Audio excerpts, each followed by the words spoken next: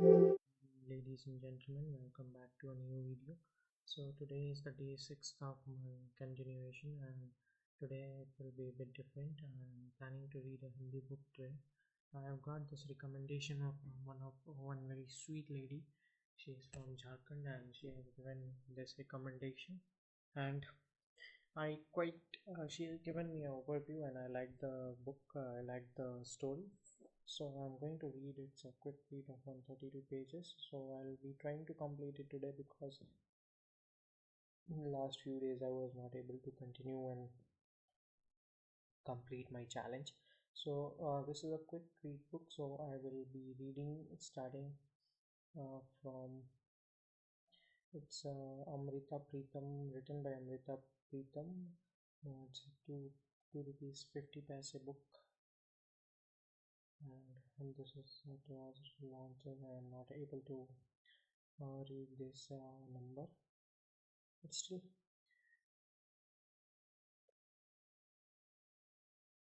दुखा वाला डलंडू तू मेरे कन्ने दे देई देता होई जा गाड़ी मेरे माड़ुया ओ पखलियाँ माड़ुया दुखों की डंडलियाँ तू मुझे दे दे और तुम आगे चलो रही हो मेरी अनजानी राही। बत्ती के चारों तरफ दिस इज प्रीफेस। बत्ती के चारों तरफ पीतल की छलनी जैसा खोल चढ़ा हुआ था।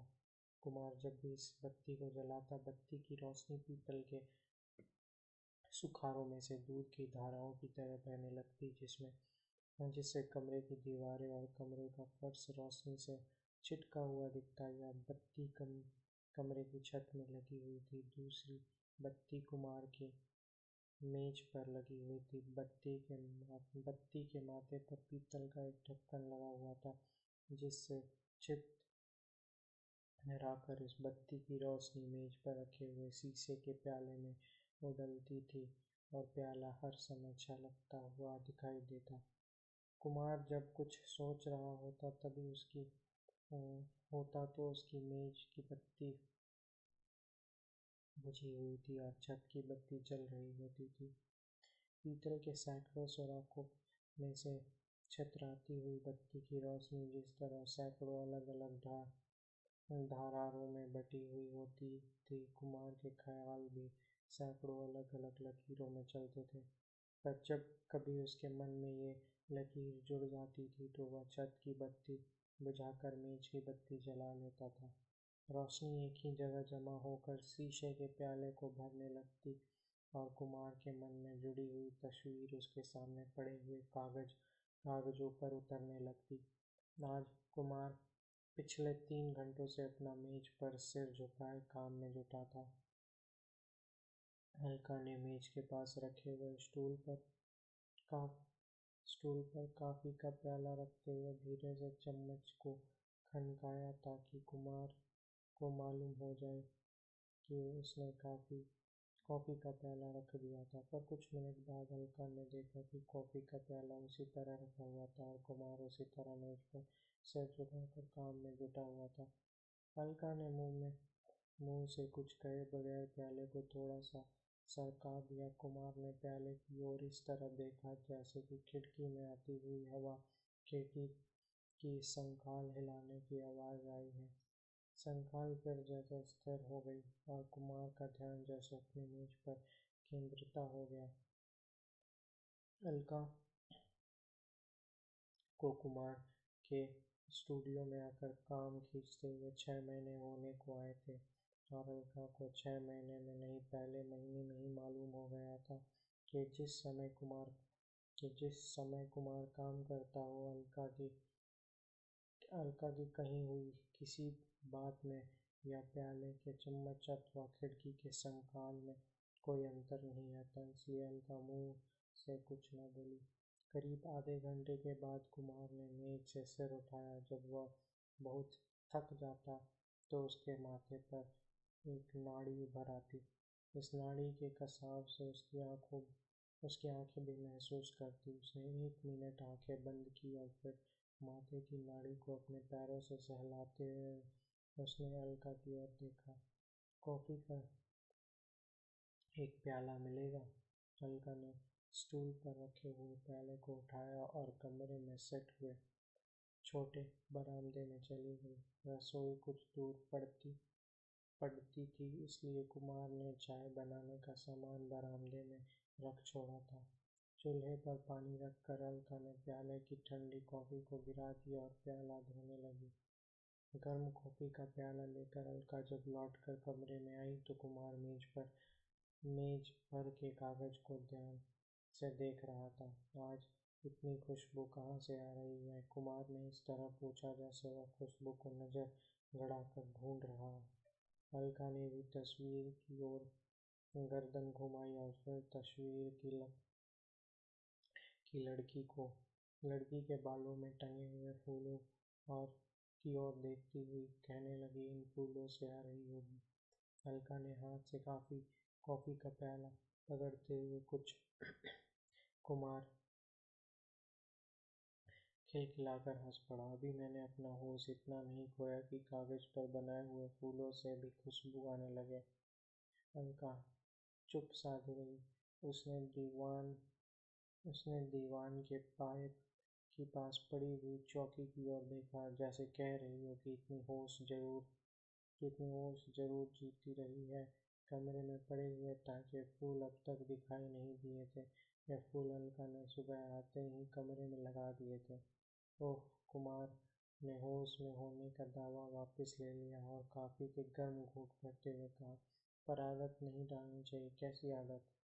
कॉफ़ी की आदत, फूलों की आदत और पैसों की आदत, शोहरत की आदत, औरत की आदत और अपने आप की आदत। क्या मतलब? अपने आप की आदत भी नहीं डालनी चाहिए? किसी माइकल एंजेलो को माइकल एंजेलो रहना कभी किसी माइकल एंजेलो को माइकल एंजेलो रहना चाहिए और कभी उसके बाजार में एक कोने में बैठा हुआ हलवाई भी बन जाना चाहिए। कभी नमक तेल बेचने वाला बनिया तो कभी पानी पान बीड़ी बेचने वाला। कुमार हंस दिया। तुम समझ नहीं पाई हो अलका, एक अपने आप की आदत भर के लिए बाकी कई आदत नहीं डालनी चाहिए। मैं सोचता हूँ कि अपने आप की पूरी आदत केवल तभी पड़ सकती है जब आदमी बाकी आदतों से मुक्त हो जाए। यह मैं मानती हूँ, पर में मेरे विचार में शोहरत और औरत में बहुत फर्क होता है। किसी और आदत में कोई अंतर किसी आदत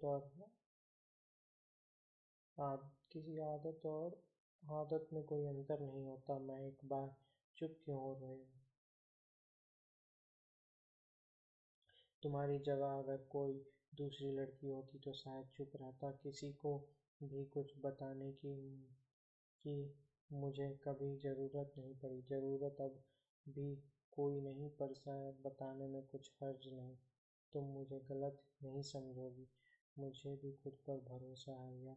मैं यह बताने चला था कि एक बार मुझ में ऐसी भूख जगी कि मैं कई दिनों से सो न सका। वह सिर्फ जिस्म की भूख थी और औरत के जिस्म की भूख।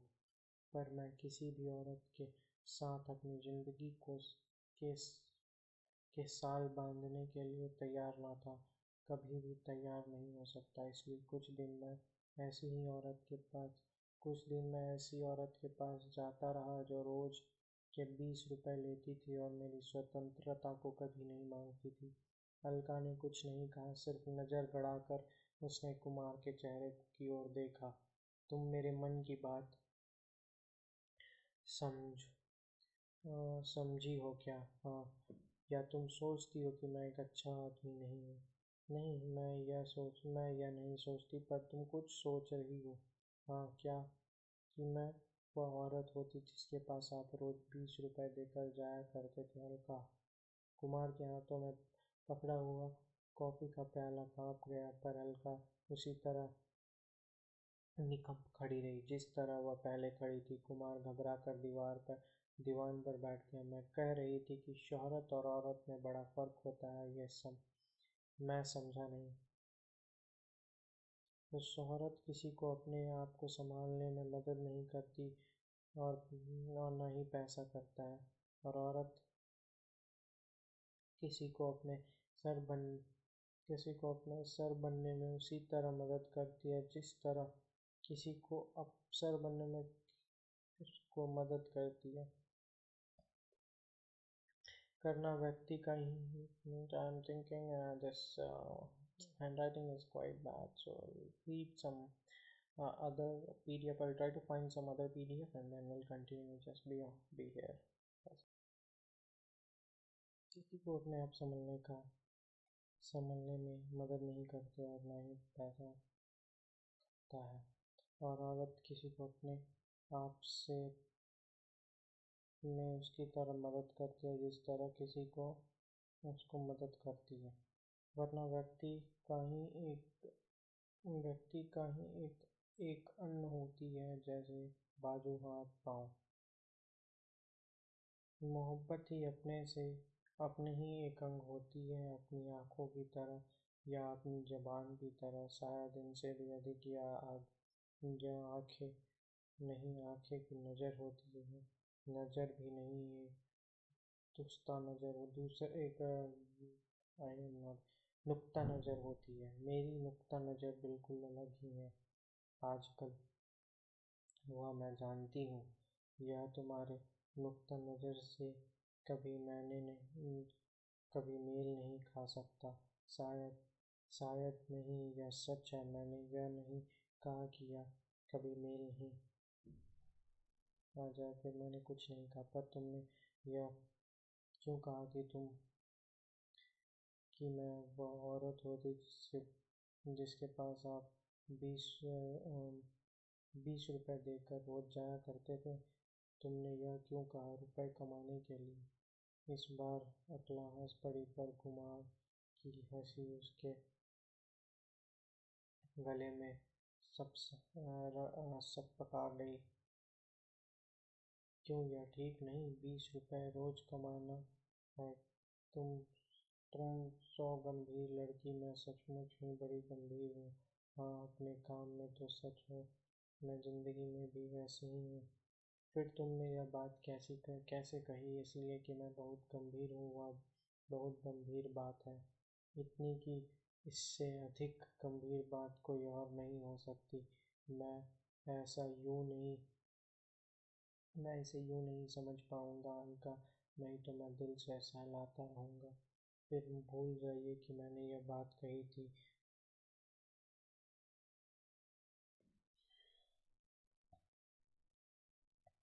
तुम भूल सकोगी इस बात को, मैं कभी याद नहीं दिलाऊंगा। हम रोज वैसे ही काम करेंगे जैसे पहले करते रहे हैं। हम रोज वैसे ही काम करेंगे जैसे पहले करते रहे हैं। हम कभी व्यक्तिगत बातें नहीं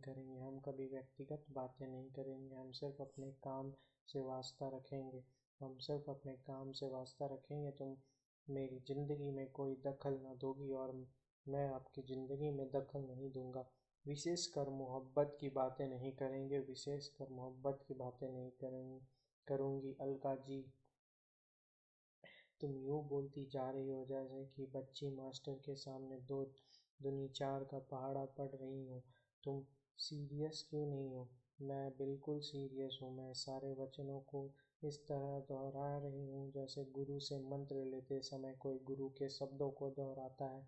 कुमार ने अपने माथे से उभरी हुई नाड़ी को उंगलियों से मला और कहने लगा, मैं तुम्हें बिल्कुल नहीं समझ सकता अलका, पर मैं अपने आप को समझ सकती हूँ। कुमार ने अभी तक मेज की बातें नहीं बताई थी, पर उनके बारे में मेज पर पड़े हुए कागज की ओर देखा और फिर मेज की बाती घुमाकर के बीतों को जला दिया। छत की बत्ती की रोशनी पीतल सी सुराहियों में से पतली पतली धाराओं में बटकर बहने लगी।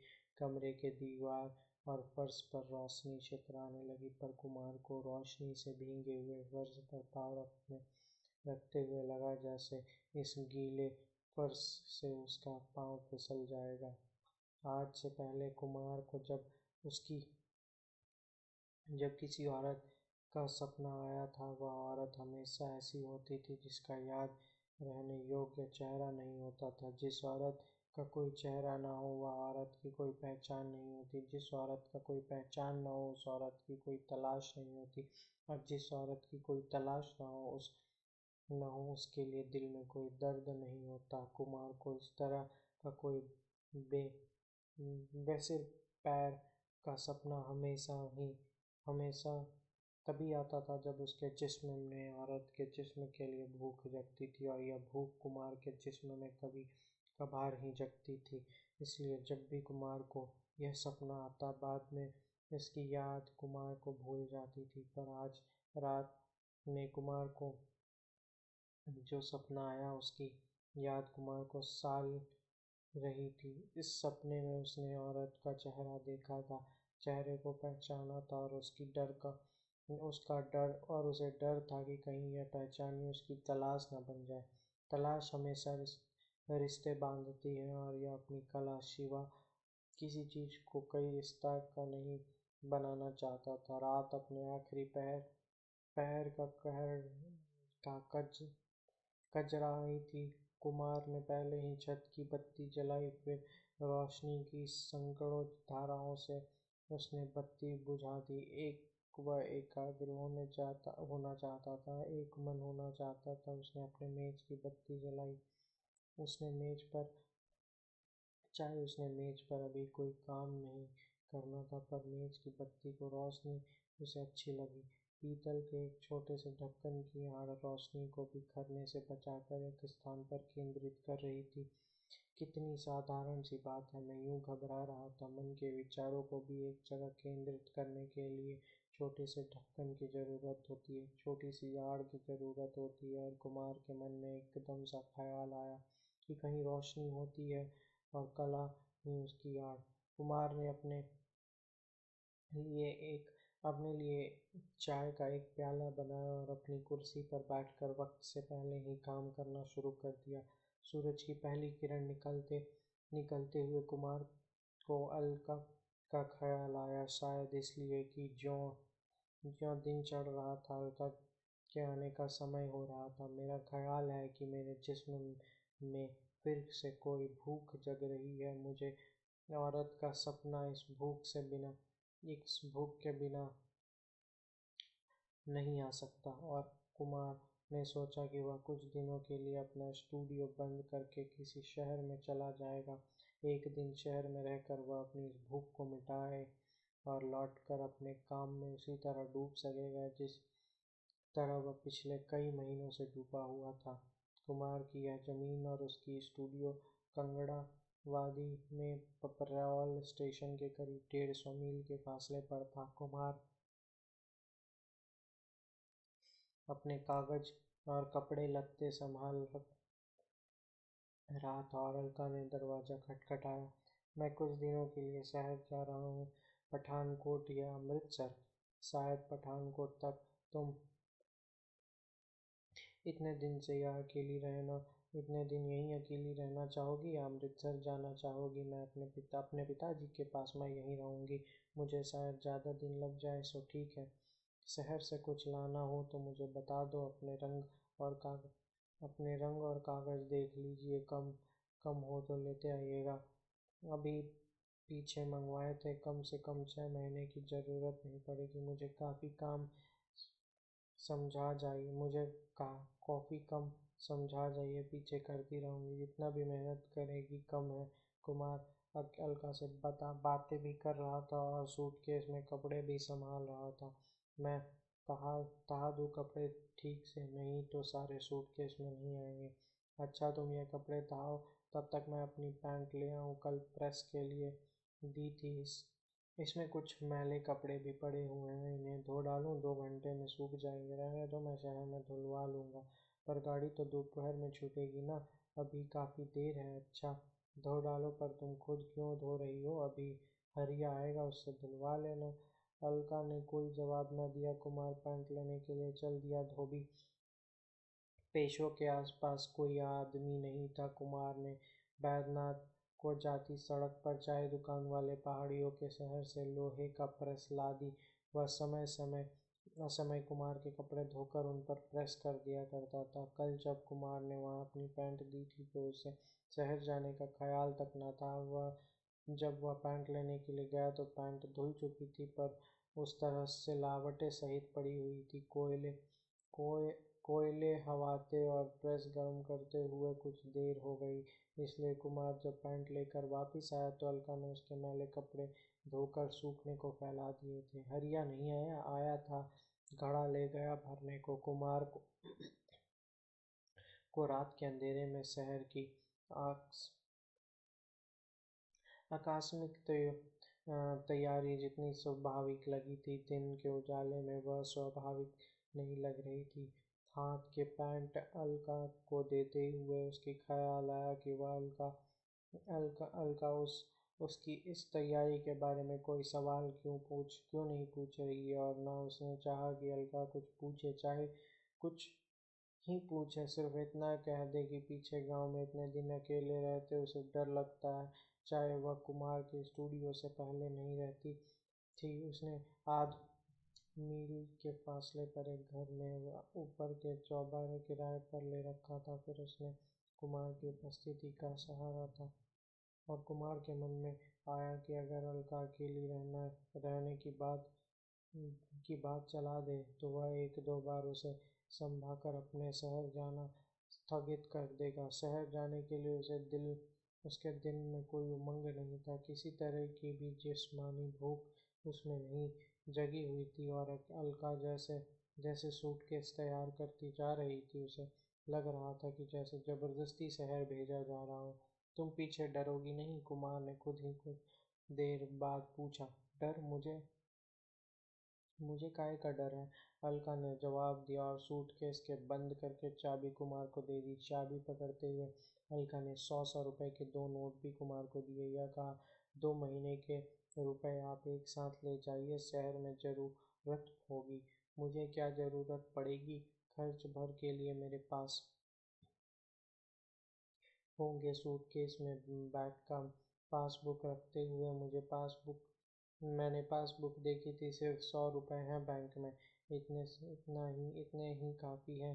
जाने का किराया तो ही वापिस में बैंक से 100 रुपए निकलवा लूँगा, पर वहाँ ज़रूरत पड़ेगी। 10 दिन की भी रहे तो 20 रुपए रोज के हिसाब से। अलका कुमार के माथे पर पसीने की बूंद उभर आई, और उसे लगा कि अलका की मोटी मोटी और चुपचाप आंखें पारदर्शी हैं। उसने कुमार के मन में रौंदते सारे ख्यालों को देख लिया था। उसे अलका की आंखों पर भी गुस्सा आया, पर ज़्यादा गुस्सा उसने अपने ख्यालों पर आया जो केंचुए की तरह उसके मन में रेंग रहे थे।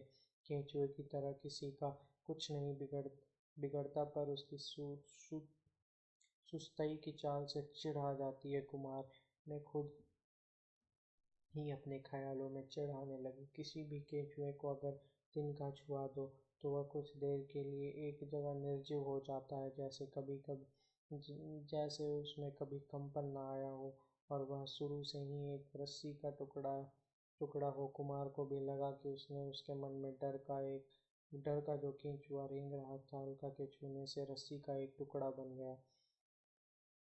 अगर तुमने यह सोचा है कि मैं शहर इसलिए जा रहा हूँ तो नहीं जाता। कुमार ने अपने मन में छुपे हुए डर को रस्सी के टुकड़ों की तरह हाथ में लेकर कहा। हमने इनकार किया था कि अब कभी व्यक्तिगत बातें नहीं करेंगे। मैं उस इकरार पर कायम हूँ, अलका ने कहा। उसने शहर जाने या न जाने की बात पर कोई जवाब न दिया। कुमार मिनट भर को चुप रहा, पर वही चुप्पी बोलने से भी अधिक पैनी थी। बोलने से चाहे व्यक्तिगत बातें न करने का इकरार टूटता था, पर कुमार को लगा कि इस चुप्पी से तो बोलना आसान था। पर तुमने खुद ही बात छेड़ी थी, मैंने सिर्फ रुपए दे दिए थे, बात नहीं छेड़ी थी। पर वह बात तुम्हारे मन में थी, वह तुम्हें भूली नहीं थी। मैंने कई बात भूलने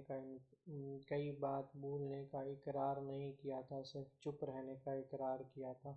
पर वह बात याद रखने के लिए तुम्हें कोई हक नहीं है। अपनी याद पर सबका अपना हक होता है। पर अलका, आखिर तुम उस बात को याद क्यों रखना चाहती हो? इसे क्यों क्यों के सवाल में मत पड़िए, इसका अंत क्यों कहीं नहीं होगा। अच्छा हो अगर हम अपने उसी पहले इकरार पर कायम रहें जिसे हम कभी व्यक्तिगत बातें नहीं करेंगे। कुमार ने चुप रहने का जो इकरार अलका से चाह कर लिया था, वह इकरार कुमार को लगा एक ऐसे अंधेरा था जिसे हर चीज डरावनी लगती है। कुमार किसी चीज से डरना नहीं चाहता था, इसलिए उसे लगा कि इस इकरार ने उन एक अनचाहा अंधेरा भर कर बड़ी मासूम बातों को भयानक बना दिया था। सारी बातों को उसके मासूमियत में देखने के लिए कुमार ने सोचा कि वह अलका के साथ चुप रहकर बातें करेगा। आखिर अलका एक सुलझी हुई लड़की थी। यहाँ मेरे पास बैठ जाओ अलका जी, सच बताओ मुझसे डर लगता है।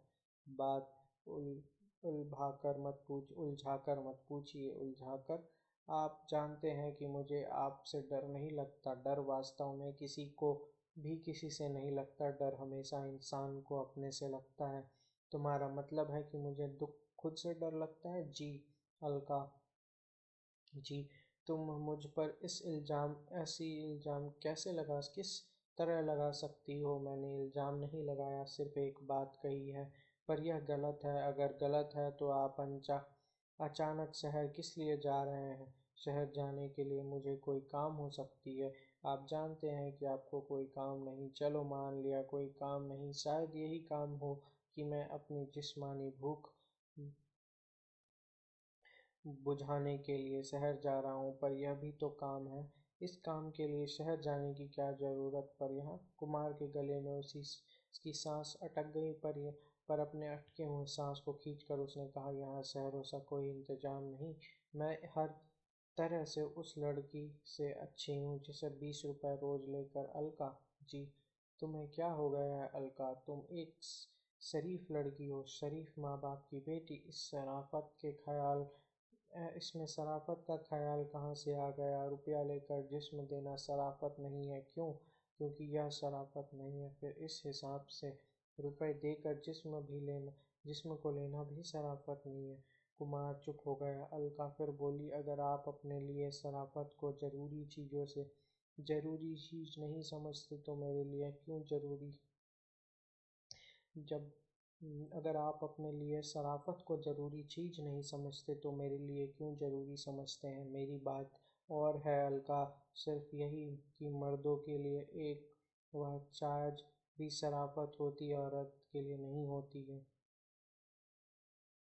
यह बात नहीं अलका। फिर मैं कभी किसी की चीज़ के साथ अपने आप को नहीं जोड़ता, इसलिए मेरी कीमतों का असर सिर्फ मुझ पर पड़ेगा। पर कल तुम्हारा विवाह होना है।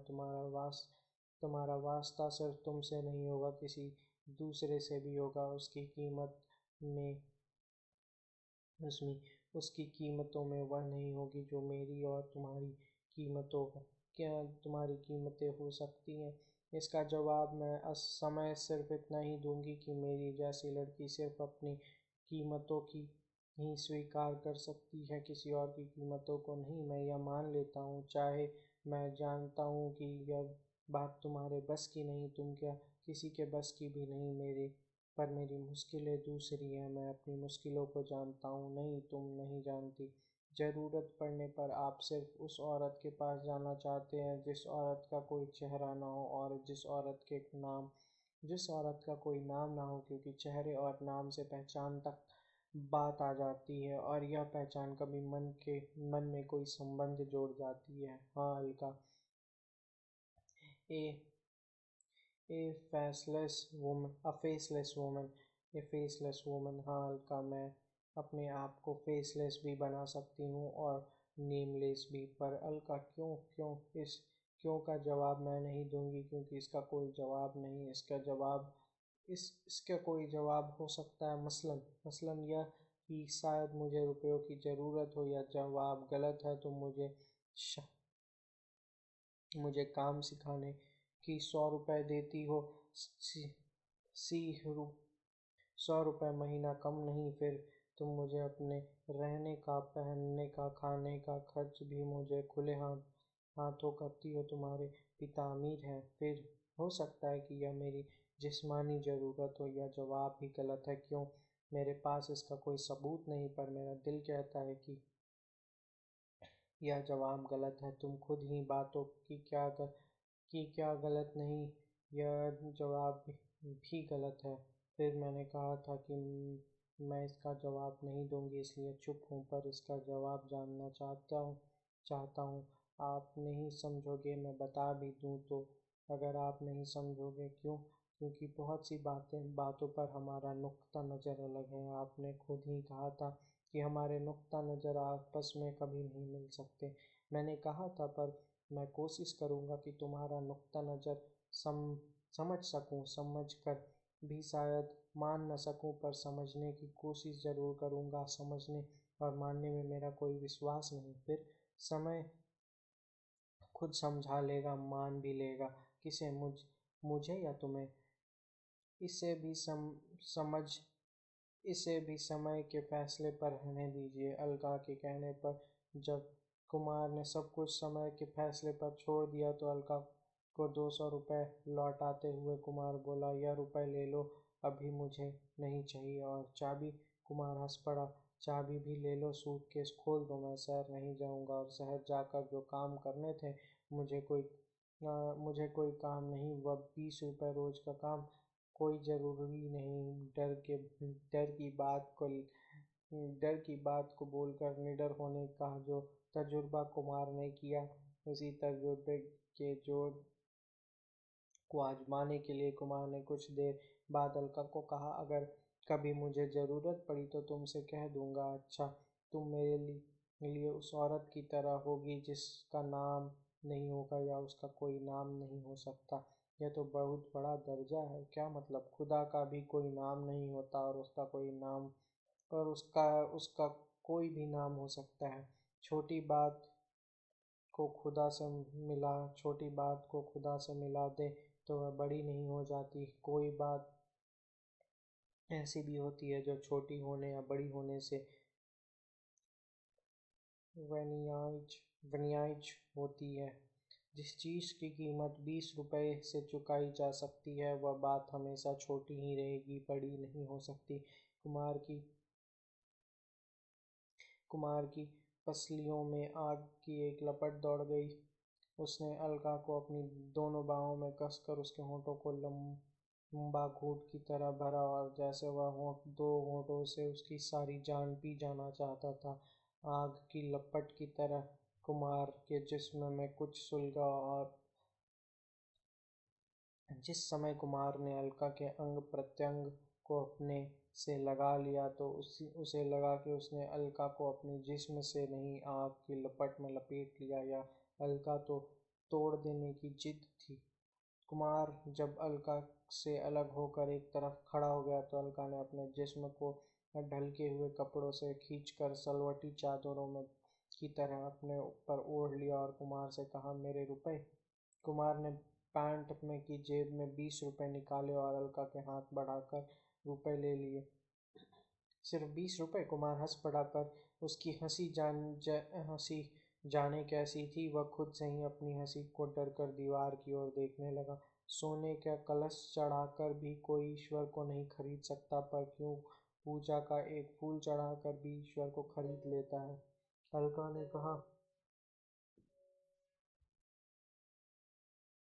ने कहा और एक एक करके कपड़े पहनने लगी। क्या मतलब? कुछ नहीं। इस तरह 20 रुपये कमाने वाले औरत को क्या ही कहा जा सकता है? औरत? अलका, मैं एक वैश्या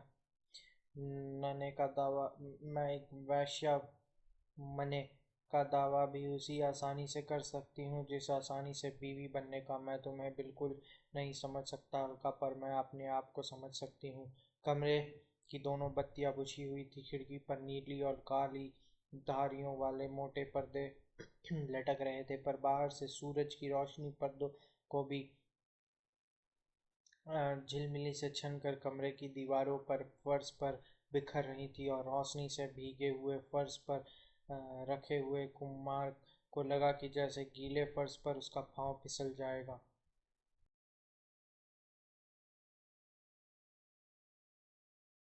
5 दिन गुजर गए। अलका रोज नियम पूर्वक आती और काम करती। उसकी उस घटना की छाया भी उसके साथ कमरे में न आती। छठे दिन सुबह ही अलका आई तो कुमार अपना तौलिया लाकर चमड़े के बैग में रख रहा था। आज फिर शायद जाने की तैयारी है। वह तैयारी छोटी थी, आज तैयारी बड़ी है। तुम भी मेरे साथ चलोगी? हरिया नाश्ता तैयार कर रहा था और कह दो कि कुछ ज़्यादा बना ले। कितने दिन के लिए? एक ही दिन के लिए। कुमार और अलका जब पगडंडी पर चलते हुए सामने पहाड़ की बगल में पहुंच गए तो पहाड़ी नदी के किनारे खड़े होकर कुमार ने हाथ का बैग एक पत्थर पर रख दिया। नहाओगी तुम? मैं अपने साथ कोई कपड़े नहीं लाई। इस बैग में एक नीली चादर रखी है। नदी का पानी जो सारी रात डरे हुए पत्थरों से बातें करता रहा, अब सूरज की किरणों से खेल रहा था। अलका ने बैग से चादर निकाली और पत्थर की आड़ में जाकर कपड़े उतारने लगी। नीली चादर को बदन से लपेटकर जब उसने पानी पर पैर रखा तो जंगली फूलों की एक टहनी पानी में तैरती हुई अलका के पास आ गई। अलका ने टहनी को आगे का हिस्सा जो तोड़कर अपने बालों में टांग लिया। कुमार अलका की बायों और पानी में नहा रहा था। अलका ने एक नज़र घुमाकर देखा तो फिर पानी में आहिस्ता आहिस्ता चलती हुई कुमार के पास से गुजरी और काफ़ी दूर जाकर उसका सीध में ठहर गई। पानी बहुत गहरा था, खड़े रहती तो पानी कमर से छूता था। अलका घुटनों के बल पानी में बैठ गई। अलका ने हाथों में हरे कांच की पांच पांच चूड़ियां पहनी हुई थी। पानी में डूबी हुई कलाइयों पर चूड़ियां ऐसी लग रही थी जैसे उसने वहां बाहों पर हरे पत्ते लपेटे हुए हों। अलका बाहें फैलाकर पानी काटती तो चूड़ियां खनक उठती। अलका ने कई बार अपनी ठुड्डी और आधे मुख को पानी में डुबोकर पानी को अपनी आंखों से छुआया। अलका पानी की उतराई की ओर थी और जो पानी अलका के बदन को छूकर निकला था वह दूर से कुमार के बदन को छूकर आ रहा था। अलका की आंखें बड़ी अदब सी इस पानी को छूती रही। अलका की चूड़ियों की खनक चाहे ऊंची नहीं थी पर इस गहरी खामोशी में वह कुमार के कानों को सुनाई दे रही थी। कुमार इस खनक को बेचने के लिए कई बार सीध से हटा। एक बार वह बिल्कुल ही पानी के बाएं किनारे तक चला गया। अलका ने वहीं सींध ले ली। कुमार किनारा बदलकर पानी के बाएं किनारे पर आ गया। अलका ने फिर सीध बदल ली। जितनी देर और जो भी पानी कुमार के बदन को छू कर आ रहा था अलका उसे अपने अंग अंग में भर लेना चाहती थी। कुमार ने शायद अलका को इस खिलवाड़ को भांप लिया और इस खिलवाड़ को तोड़ने के लिए वह पानी से बाहर आ गया। अलका भी पानी से बाहर होने लगी तो कुम्हार फिर पानी में उतर गया और तेजी से तैरता हुआ अलका तक आ गया। भटक कर कुमार ने अलका से हाथ पकड़ और झल्लाकर अलका को बदन से लिपटी हुई चादर खींच ली। चादर की तरह ही उसने अलका को अपनी बाहों में कस लिया और फिर खौलते हुए होठों से उसने अलका के होठों को इस तरह पिया जैसे वह अलका की सारी जान के हाथ इस पहाड़ी नदी का पानी भी पी जाएगा। कुम्हार ने टूट कर जब अलका को छोड़ा तो अलका के होंठ उसी तरह साबुत थे। अलका की छाती उसी तरह सांस ले रही थी और नदी का पानी उसी तरह बह रहा था। कुमार को लगा कि वह अलका के सांस को पी सकता है और नदी का पानी। वह किनारे के पत्थरों पर इस तरह जा बैठा जैसे सैकड़ों पत्थर में एक पत्थर और बढ़ गया हो। अलका ने किनारे पर आके कपड़े पहन लिए और नीली चादर को निचोड़कर सूखने के लिए एक बड़े पत्थर पर फैला दिया। नाश्ता डाल दूं? अलका कुमार के पास आकर खड़ी हो गई और नाश्ते का डिब्बा खोलकर प्लेट पोंछने लगी। कुमार काफी देर तक अलका के पैरों की ओर देखता रहा और फिर लपक कर उसने अलका के पैरों को मरोड़ा। ये पैर इस तरह नहीं, इस तरह होने चाहिए। किस तरह? एड़ी आगे होनी चाहिए और उंगलियां पीछे। क्यों? क्योंकि जिन्नी के पांव उलट होते हैं। जिन्नी क्या होती है? भूत प्रेत की जिन्नी, जाति की जिन्नी। हर जिन्नी के पैर उल्टे होते हैं। मैं छोटा सा था, हमारे पड़ोस में एक बुड्ढा रहता था। वह भूते जिन्नियों को किस्से सुनाया करता था। उसने जिन्नी देख रखी थी। वह कहता था कि उसे अपनी जीवनी में एक जिन्नी पकड़ी भी थी। फिर वह बताया करता था कि जिन्नी का पकड़ना बड़ा मुश्किल होता है। कई कई रात शमशान में जाकर बैठना पड़ता है। वह पहले बहुत डराती थी। अगर आदमी डर जाए तो वह खुद न जाकर उस आदमी को पकड़ लेती थी। फिर उसने जिन्नी को कैसे पकड़ी, उसने उसके पाँव पहचान लिया था। वह कहता था कि हर जिन्नी के नाक मुँह वैसा ही होता है, किसी साधारण औरत का जिन्नी के मुख की ओर कभी नहीं देखना चाहिए, क्योंकि उसके पैर उल्टे होते हैं और उसी पैरों को पहचान कर पकड़ लेना चाहिए। पर पकड़ने का फायदा? वह बुढ़ा कह रहा था कि अगर एक बार जिन्नी पकड़ में आ जाए तो सारी उम्र कोई फिक्र नहीं रहता। जब आपका दिल हलवा खाने का हो तो वह हलवा ला देती है, जब आपका दिल नए कपड़े पहनने का हो तो वह कपड़े ला देती है। वह तरह तरह का खाना ला सकती है। वह हैरान कर देने वाली चीज़ें आपके कदमों में लाकर रख सकती है। फिर उस बूढ़े ने जिन्नी को क्यों छोड़ दी? वह कहता था कि रोज रात को उस जिन्नी से मेनका का नाच देखने की आदत पड़ गई थी। रात को जिन्नी मेनका के कपड़े पहनकर, पैरों में घुंघरू बांध कर मेनका का वह नाच दिखाती थी जो सिर्फ इंद्र के द्वार में होते हैं। फिर आस पड़ोस में शोर मच गया और रातों की यह धुंध धुंधरुओं की आवाज़ आती थी, इसलिए लोगों से तंग आकर उसने जिन्नियों को छोड़ दिया। आपने उस बुढ़े से जिन्नी पकड़ने का तरीका पूछा था? जब मैं छोटा था तब वह बूढ़े ने जिन्नी पकड़ने का सारा ढंग पूछकर एक बार जिन्नी पकड़ने के लिए गया था। फिर आप अमावस की रात थी। उसने बताया कि जिन्नी सिर्फ अंधेरी रात में ही पकड़ी जा सकती है। फिर मुझे बड़ा दिलेर समझा जाता था, कुछ अपनी दिलेरी से, कुछ अपनी मशहूरी से के भेष में मैं आधी रात को चल निकला। अभी शमशान तक पहुंचा था, बाहर के पेड़ों के पास ही मुझे डर लगने लगा। एक घने पेड़ में कोई जानवर बोला और मैं उलट पांव भागा।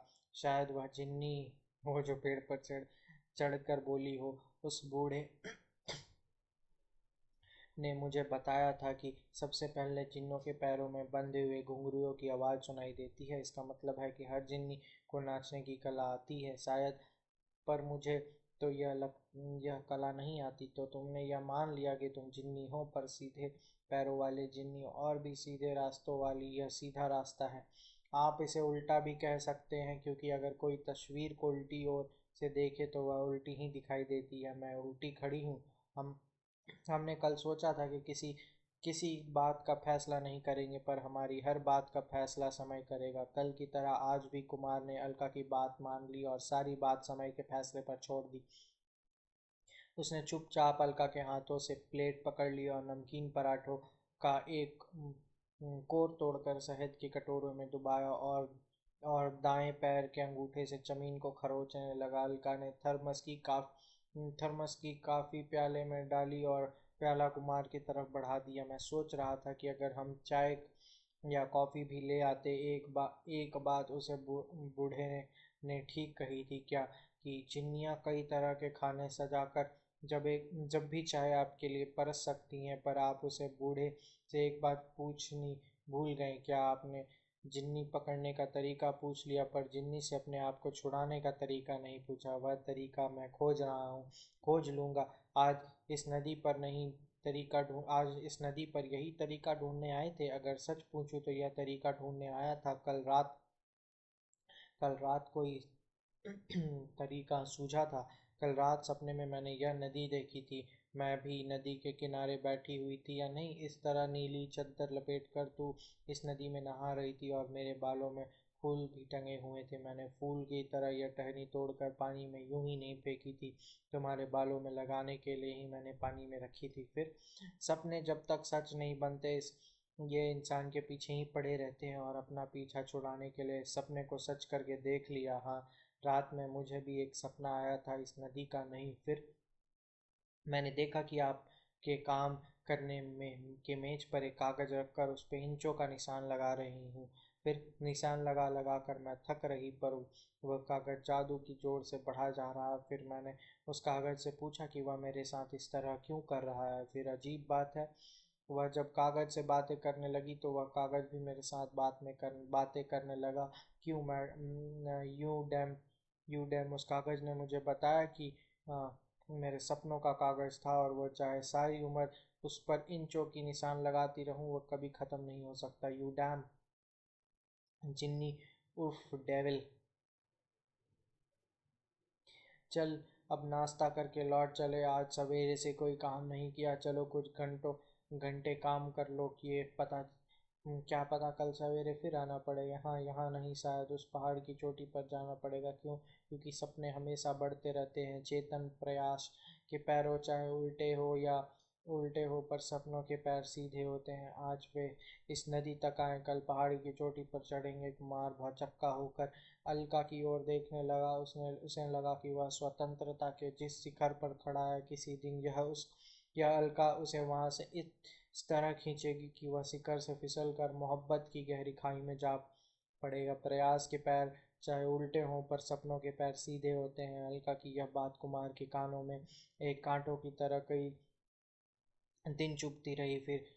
फिर एक रात कुमार के सपनों में आया कि वह गड़ी मंद की तरह अपने कमर में एक लंबा और काला रस्सा बांधकर जंगल के भेड़ चढ़ रहा था। भेड़ों को चराते चराते वह भूख लगी, पर आसपास के चश्मे में पानी के सिवा कुछ न था। पानी की उसने उसने 2 अंजुलियां पी थी और उसे लगा कि पानी उसके खाली पेट में चुभने लगा था।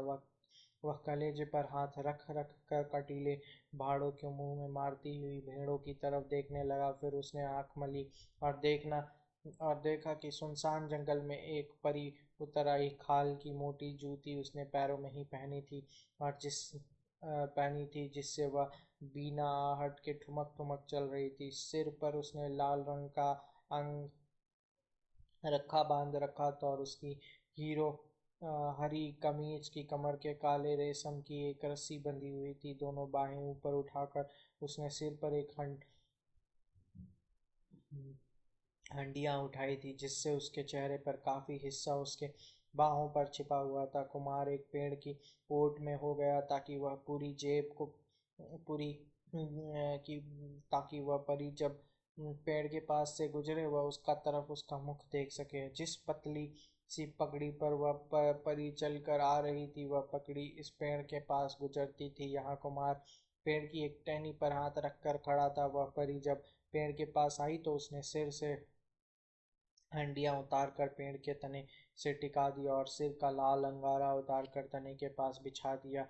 हड्डियों में रखे हुए पकवान की खुशबू कमरे के कलेजे में इस तरह मंडराने लगी कि वह पेड़ का ओट को हटाकर हड्डिया के पास आ गया। उसने इस इतनी भूख लगी थी कि अगर वह हड्डी पेड़ के तने के बजाय परी के सिरा पर भी रखी होती तो वो भटकने से हड्डियां छीन लेता। ना ना ना ना, परी ने कहा। पर कुमार का हाथ पकड़कर उसने जमीन पर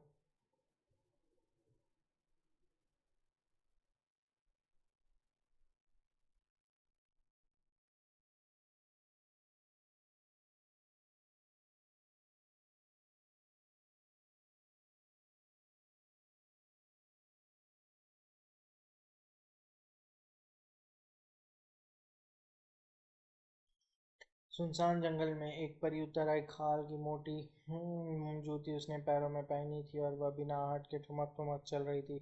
सिर पर उसने लाल रंग के अंगारा बांध रखा था और उसकी हरी कमीज की कमर से काले रेशम की एक रस्सी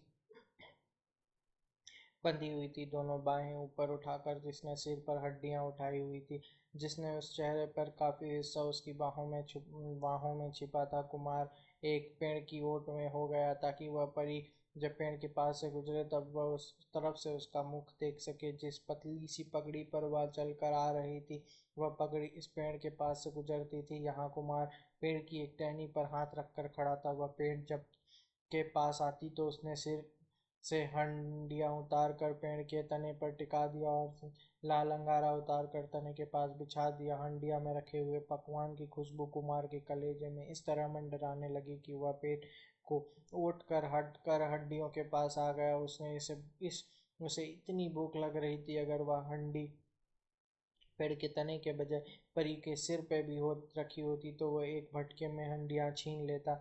न न न, परी ने कहा और कुमार ने हाथ पकड़कर उसने जमीन पर बिछाए हुए अंग रखे पर बैठा दिया। हंडियों के ढक्कन भी परी ने अपने हाथों से उतारा और फिर भरी भराई हंडिया कुमार के सामने रख दी। कुमार अपनी भूख पर लजा गया, इससे आंख उठाकर वह परिचय के चेहरे की ओर देखने का साहस न कर सका। वह दोनों हाथों से हंडियों से पकवान निकाल कर खाने लगा। कुमार ने जब भरपेट खा लिया तो उसकी लजाई सी आंखों की परी की ओर देखा देखा तो देखता रह गया। अलका उसके सामने खड़ी थी। कुमार जब सोकर उठा तो उसने हाथ से अपनी बंधन को छुआ और उसके कमर में कोई रस्सी नहीं बंधी थी, पर उसे लगा कि अलका सारी सारी रात रस्सी बंध गई है और जो रात सपनों में भी उसका साथ बनती रहती। आज कुमार ने सोचा कि सपनों को मनाने की जगह और उसकी जिद पूरी करने की जगह बस एकदम बेलिहाज होकर एक सपनों को पूरा करने का इनकार कर देगा। नदी का सपना उसने पूरा कर कर देख लिया था। बना कुछ न बना था। सबने अपने भी उसके पीछे पड़ गए, सपने अब भी उसके पीछे पड़े हुए थे। सुबह अलका आई। उसके आते ही कुमार ने अलमारी में से एक गहीन पोशाक निकाल कर बाहर रख ली थी। यह पोशाक बहुत पहले कुम्हार ने एक मेले में से खरीदी थी और उसने सोचा था कि किसी दिन वह अलका को यह पोशाक पहनाकर एक तस्वीर पेंट करेगा। कुमार ने मेज पर नया कैनवस लगा लिया। गुसल खाने में जाकर कपड़े बदल लो। अच्छा, यह जूती कुछ बड़ी लगती है पर ठीक है।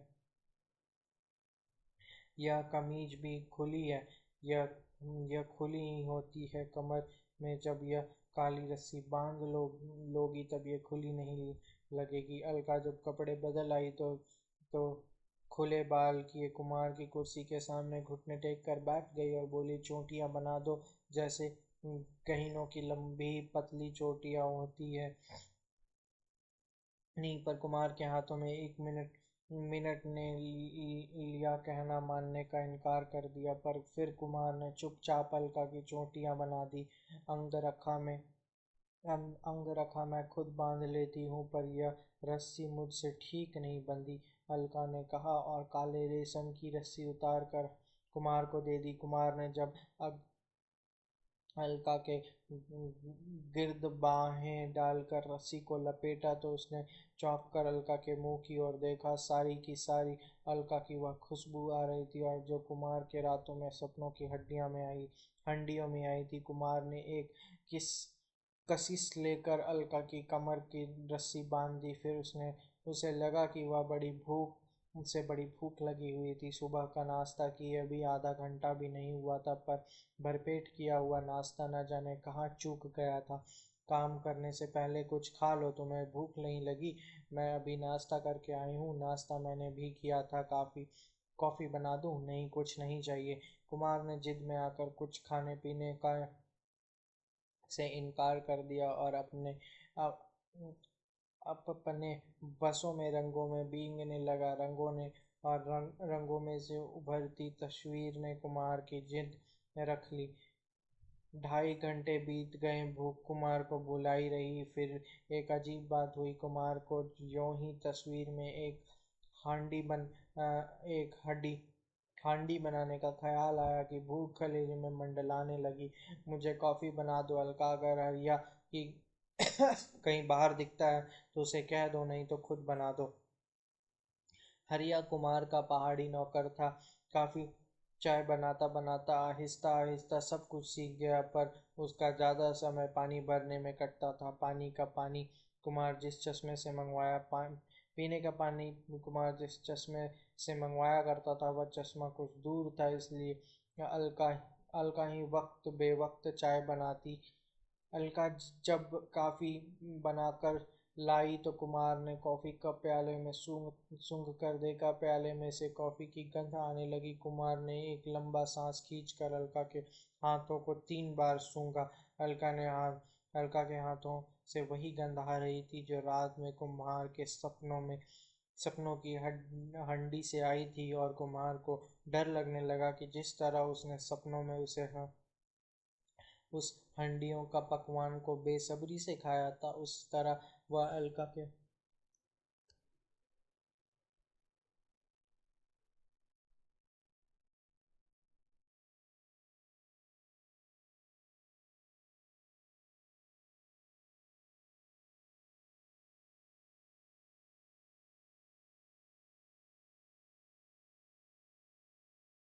कॉफ़ी की गंध आई थी और कुमार ने एक लंबा सांस खींचकर अलका के हाथों को 3 बार सूंघा। अलका के हाथ से वही गंध आ रही थी जो रात में कुमार के सपनों की हंडी से आई थी, और कुमार को डर लगने लगा कि जिस तरह उसने सपनों में उस हंडियों के पकवान को बेसब्री से खाया था, उसी तरह अलका के जिस्म को भी बेसब्री से खाने लगेगा। पर आज कुमार ने सपनों को बेलिहाज होने से की जिद में रखी थी।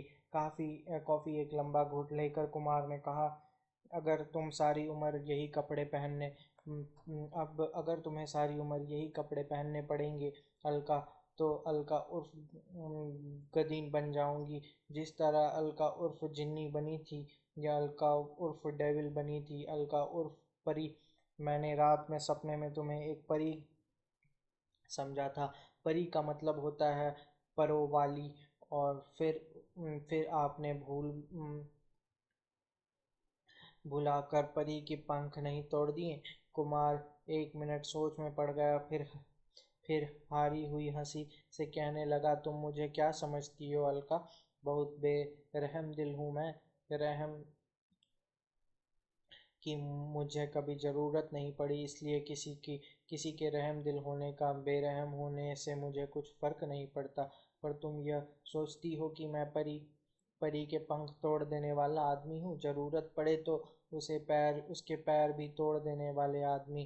कुमार चुप हो गया, फिर धीरे से बोला, यह तुमने ठीक कहा है अलका। जिस रास्ते पर मैं जाना ना चाहूँ, अगर मेरे पैर मेरे कहने में ना हो, तो मैं एक आदमी हूँ जो अपने पैर भी तोड़ ले। मैं जानती हूँ। रात को सपने में मैंने देखा था कि मैं जंगल में भेड़ चरा रहा था। सवेरे उठकर मुझे लगा कि मेरी सारी तस्वीर भेड़ बन गई हो। मुझे तस्वीरों से भेड़ें नहीं बना दूंगा। तुमने एक दिन कहा था कि सपनों के पैर सीधे होते हैं और प्रयास के पैर उल्टे। आज मैंने तुमसे शर्त लगा सकता हूँ कि प्रयास के पैर सीधे होते हैं और सपनों के उल्टे। शर्त भले ही रख लीजिए, पर मुझे डर है कि कहीं यह शर्त उल्टी ना पड़ जाए। कैसे? या कि शायद उल्टा सीधा देखने में ही सारी उम्र गुजर जाए। मेरे पास उम्र इतनी फालतू नहीं कि इसका उल्टा सीधा देखने में बिता दूं। मैं काम करना चाहता हूँ, और काम सपनों के सीधे पैरों से नहीं हो सकता। सीधे पैरों से, सीधे हाथों से, जो हाथ जिस्म के खिलवाड़ में उलझ जाएं, वो काम नहीं कर सकते। मैं जिस्म के अंधेरे में खो जाना नहीं चाहता। मेरे ख्याल में जिंदगी का रास्ता जिस्म की रोशनी से मिलता है। रोशनी मन की होती है अलका, तन की नहीं। जिसके तन में मन रोशन हो, वह जिस्म अंधेरा नहीं हो सकता। देखने को अलका की बात भारी पड़ रही थी, इसलिए कुमार खो उठा। अलका से उसने यह बात इसलिए नहीं चलाई थी कि वह अपना नुक्ता नज़र अलका के सामने समझा सके या अलका को समझ सके, पर बात खुद ही यह मोड़ ले गई थी। इसलिए कुमार ने बात का रुख बदल दिया। सी उसने उसके मन में सीज थी कि वह चाहता था कि अलका भी सींच उठे। कहने लगा, जिस्म अंधेरा हो या रोशन, पर तुम आज 20 रुपए नहीं कमा सकोगी। न सही ये रहे उस दिन के नदी वाले पैसे। अच्छा, शायद कभी ना कमा सको ना सही, फिर क्या करोगी? बेरोजगार लोग क्या करते हैं? कुछ नहीं करते। कुमार का ख्याल था कि उसने अलका को बड़ी कटोली बात कही थी, इसलिए अलका जरूर झुंझला उठेगी। अगर उसकी आंखों में आंसू नहीं उतरेंगे तो उसकी आवाज़ में आंसू जरूर उतर जाएंगे। पर कुमार ने देखा कि अलका बड़े आराम से अपने बाजू के खूफे खुले काफों को मिला रही थी, और वह बाहर बरामदे में पानी का घड़ा लेकर लौटा हुआ हरिया की आवाज़ को देकर कह रही थी, कॉफ़ी के खाली प्यालों को उठाकर ले जाए। कुमार को अपनी कही हुई बात का पछतावा हुआ, और दिल की कड़वाहट को हटाने के लिए बोला, इधर देखो रोशनी की ओर। क्यों? तुम्हारी आंखें भर आई है, वह किस लिए? मेरी बात रुलाने वाली नहीं थी क्या? होगी, पर मैं रो नहीं सकती। क्यों? क्योंकि जिस दिन मैं इस राह पर चली थी, आंखों के सारे आंसू पी कर चली थी। अलका अलका ने कोई जवाब नहीं दिया और पहाड़ी कपड़े उतार कर उसने अपने कपड़े पहन लिए। अलका जब चली गई तो कुमार को लगा कि बेनानगी का यह रास्ता, जो अलका के सूखे आंसुओं से भीगा हुआ था, वह बहुत फिसलन भरा रास्ता था और किसी दिन इस रास्ते में कुमार का पैर जरूर फिसल जाएगा और वह अपनत्व की गहरी खाइयों में पड़ जाएगा। अगले दिन सुबह अलका आई तो कुमार रोज की तरह मेज पर काम नहीं कर रहा था। चारपाई पर लेटे हुए कुमार ने अपना सिर चारपाई के पाए पर रखा हुआ था और एक हाथ से वह पाए को सहला रहा था, जिससे वह काफी देर से पाए के साथ अपने दुख सुख की बातें करता रहा हो। तबीयत ठीक नहीं है क्या? सॉरी। ठीक है, रात को देर तक काम करते रहे होंगे। नहीं कुछ पढ़ते रहे क्या? नहीं, यूं ही नींद उचट गई थी। रात चाहे अंधेरी हो चाहे उजाली, कुमार रातों की पहाड़ी पगडंडियों पर घूमता था। वह अक्सर अकेला घूमता था। कभी कभार वह अकेला के चौबारों के सामने से गुजरता हुआ अलका को बुला लेता, पर पिछले कई दिनों से उसने अलका को नहीं बुलाया था। तुम कल शाम में क्या करती रही हो?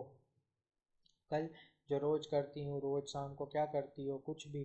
कभी औरतों के साथ चश्मे से पानी भरने भी चली जाती हूँ। तुम खुद पानी भरने जाती हो? वो वनीय का लड़का पानी भरा करता था ना, अब वह भरता है। यूं भी कभी कभी न कभी औरतों के साथ मुझे अच्छा लगता है। वह पानी भरते हुए ढेरों गीत गाती है, तुम भी उनके साथ गाती हो कई बार।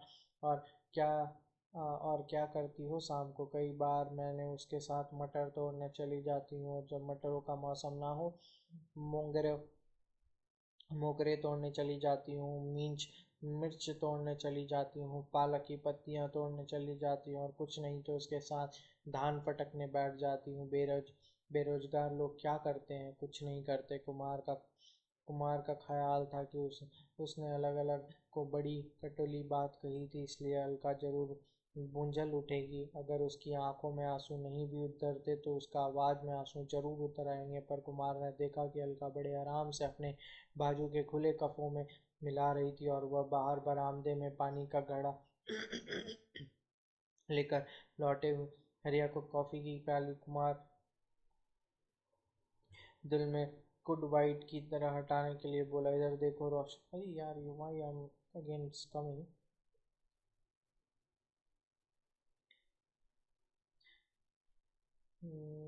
I think this page is repeated again. So will 39. So,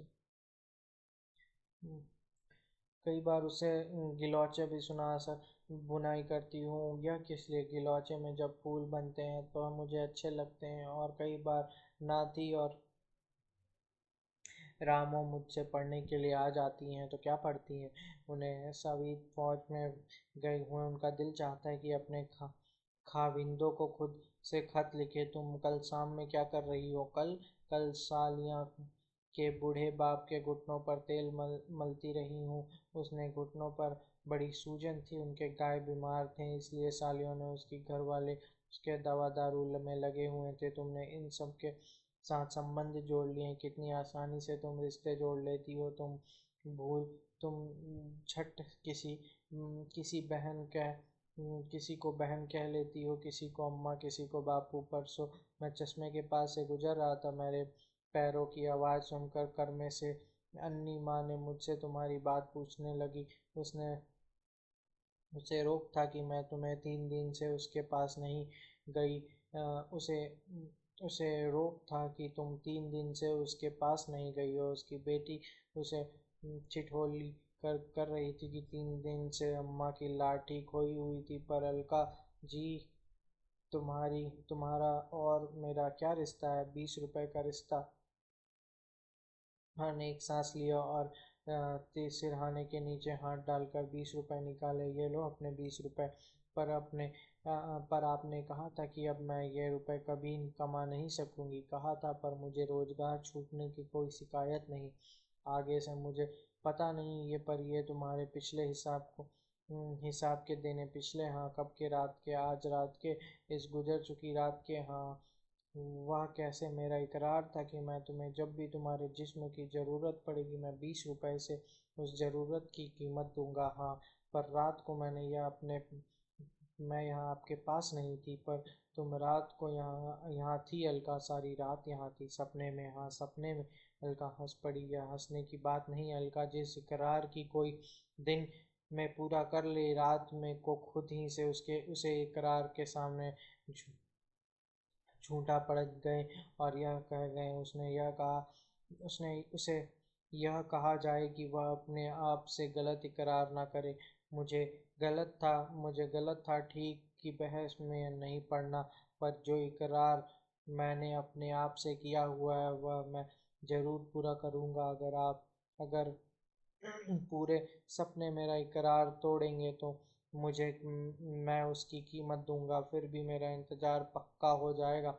तुम्हारा मतलब है कि मुझे ऐसे सपने रोज आया करेंगे? डेविल, मेरा यह नाम पूरा पड़ गया है, आज कोई नया नाम रखना चाहिए था। गुस्से में कुमार ने के हाथ कांपने लगे। चारपाई के पाए से उसने दोनों हाथों में इस तरह घिसा कि अगर पाए की जगह उसके हाथों में अलका का गला होता तो वह सचमुच घुट जाता। किसी चीज का कोई बदल नहीं होता, अलका ने हंसकर कहा और पाए के पास बैठी हुई बोली, अगर मेरा गला दबाने का दिल है तो दबा दीजिए, लड़की के पाए से अपने हाथों में क्यों छीलते हो?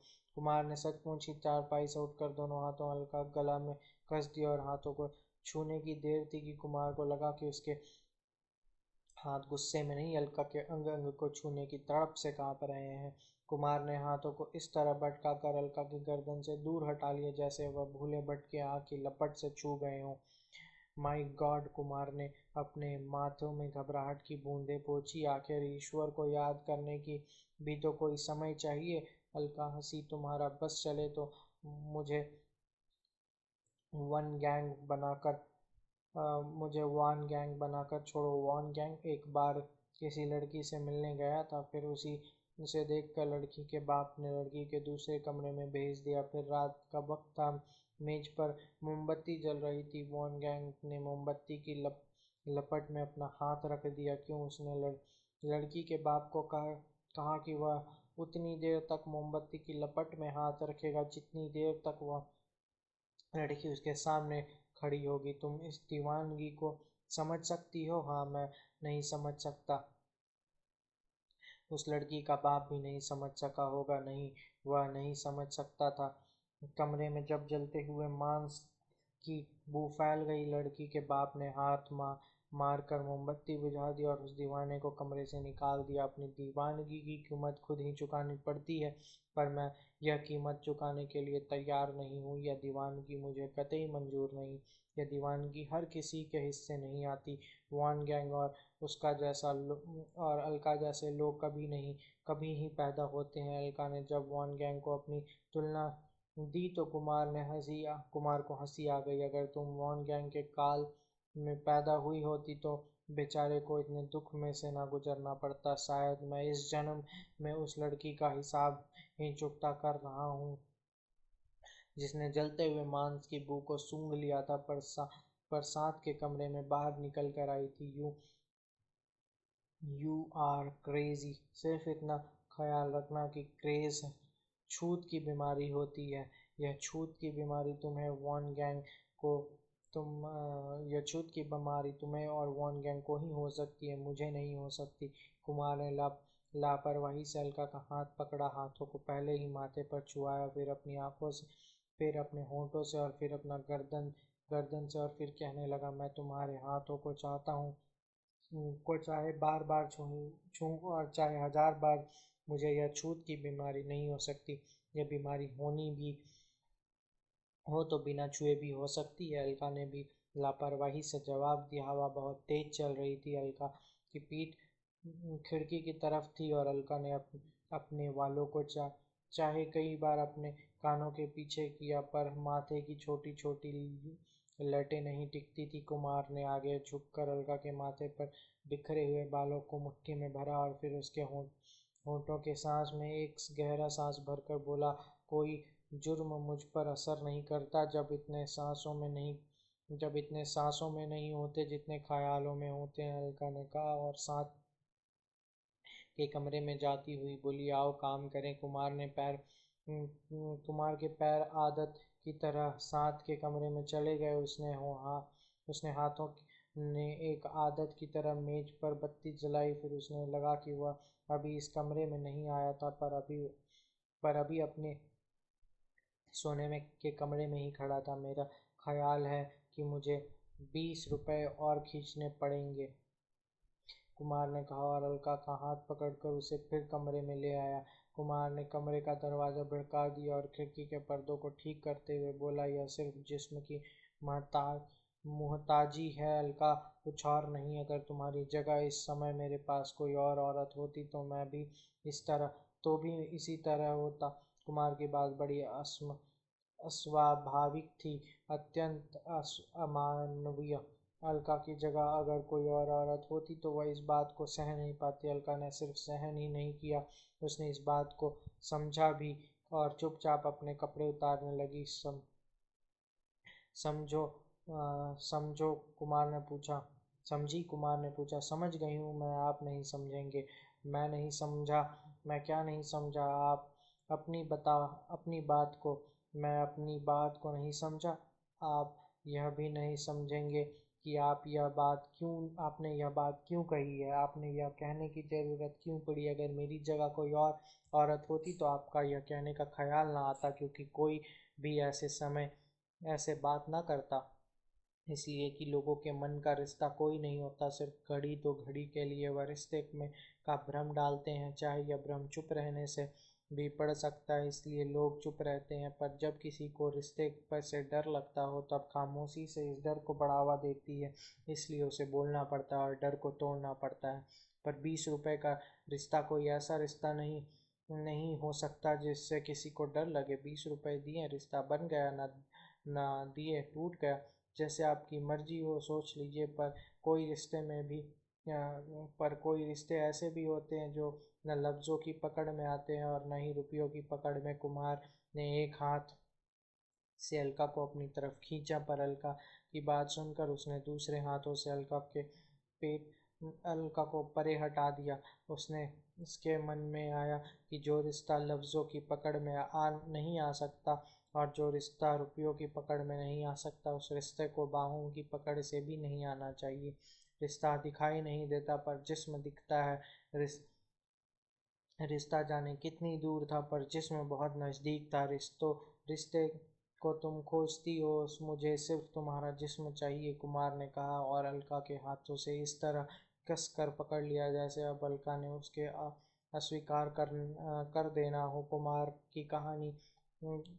की कोहनी अलका की पसलियों को चुभ रही थी। अलका ने कहा कुछ न था, पर कुमार को लग रहा था कि उसे सांस लेना मुश्किल हो रहा है। मुश्किल से सांस लेते हुए अलका के होठों से कुमार ने अपने होठों पर इस तरह कसा जैसे वह अलका की सांस तोड़ देना चाहता था। अलका का जो अस्तित्व कुमार के आवश्यकता बनाए हुआ था, वह अस्तित्व से वह दुखा हुआ था। कुमार को अपनी नाड़ियों में उबलता हुआ खून आग की तरह गर्म लग रहा था, और आज वह जैसे जैसे अलका के कोमल बदन को अपनी लोह की तरह जलते हुए शरीर से लगा रहा था, वह सोच रहा था कि इस लौह से वह कोमल सी लड़की इस लोहे से टूटती क्यों नहीं। कुमार जल जल कर हार गया, और फिर रोशनदान से आती हुई सूरज की किरणों में उसने देखा कि अलका वैसी की वैसी रेशम से के गुच्छों की तरह अपनी बाहों में झटकती हुई पड़ी थी।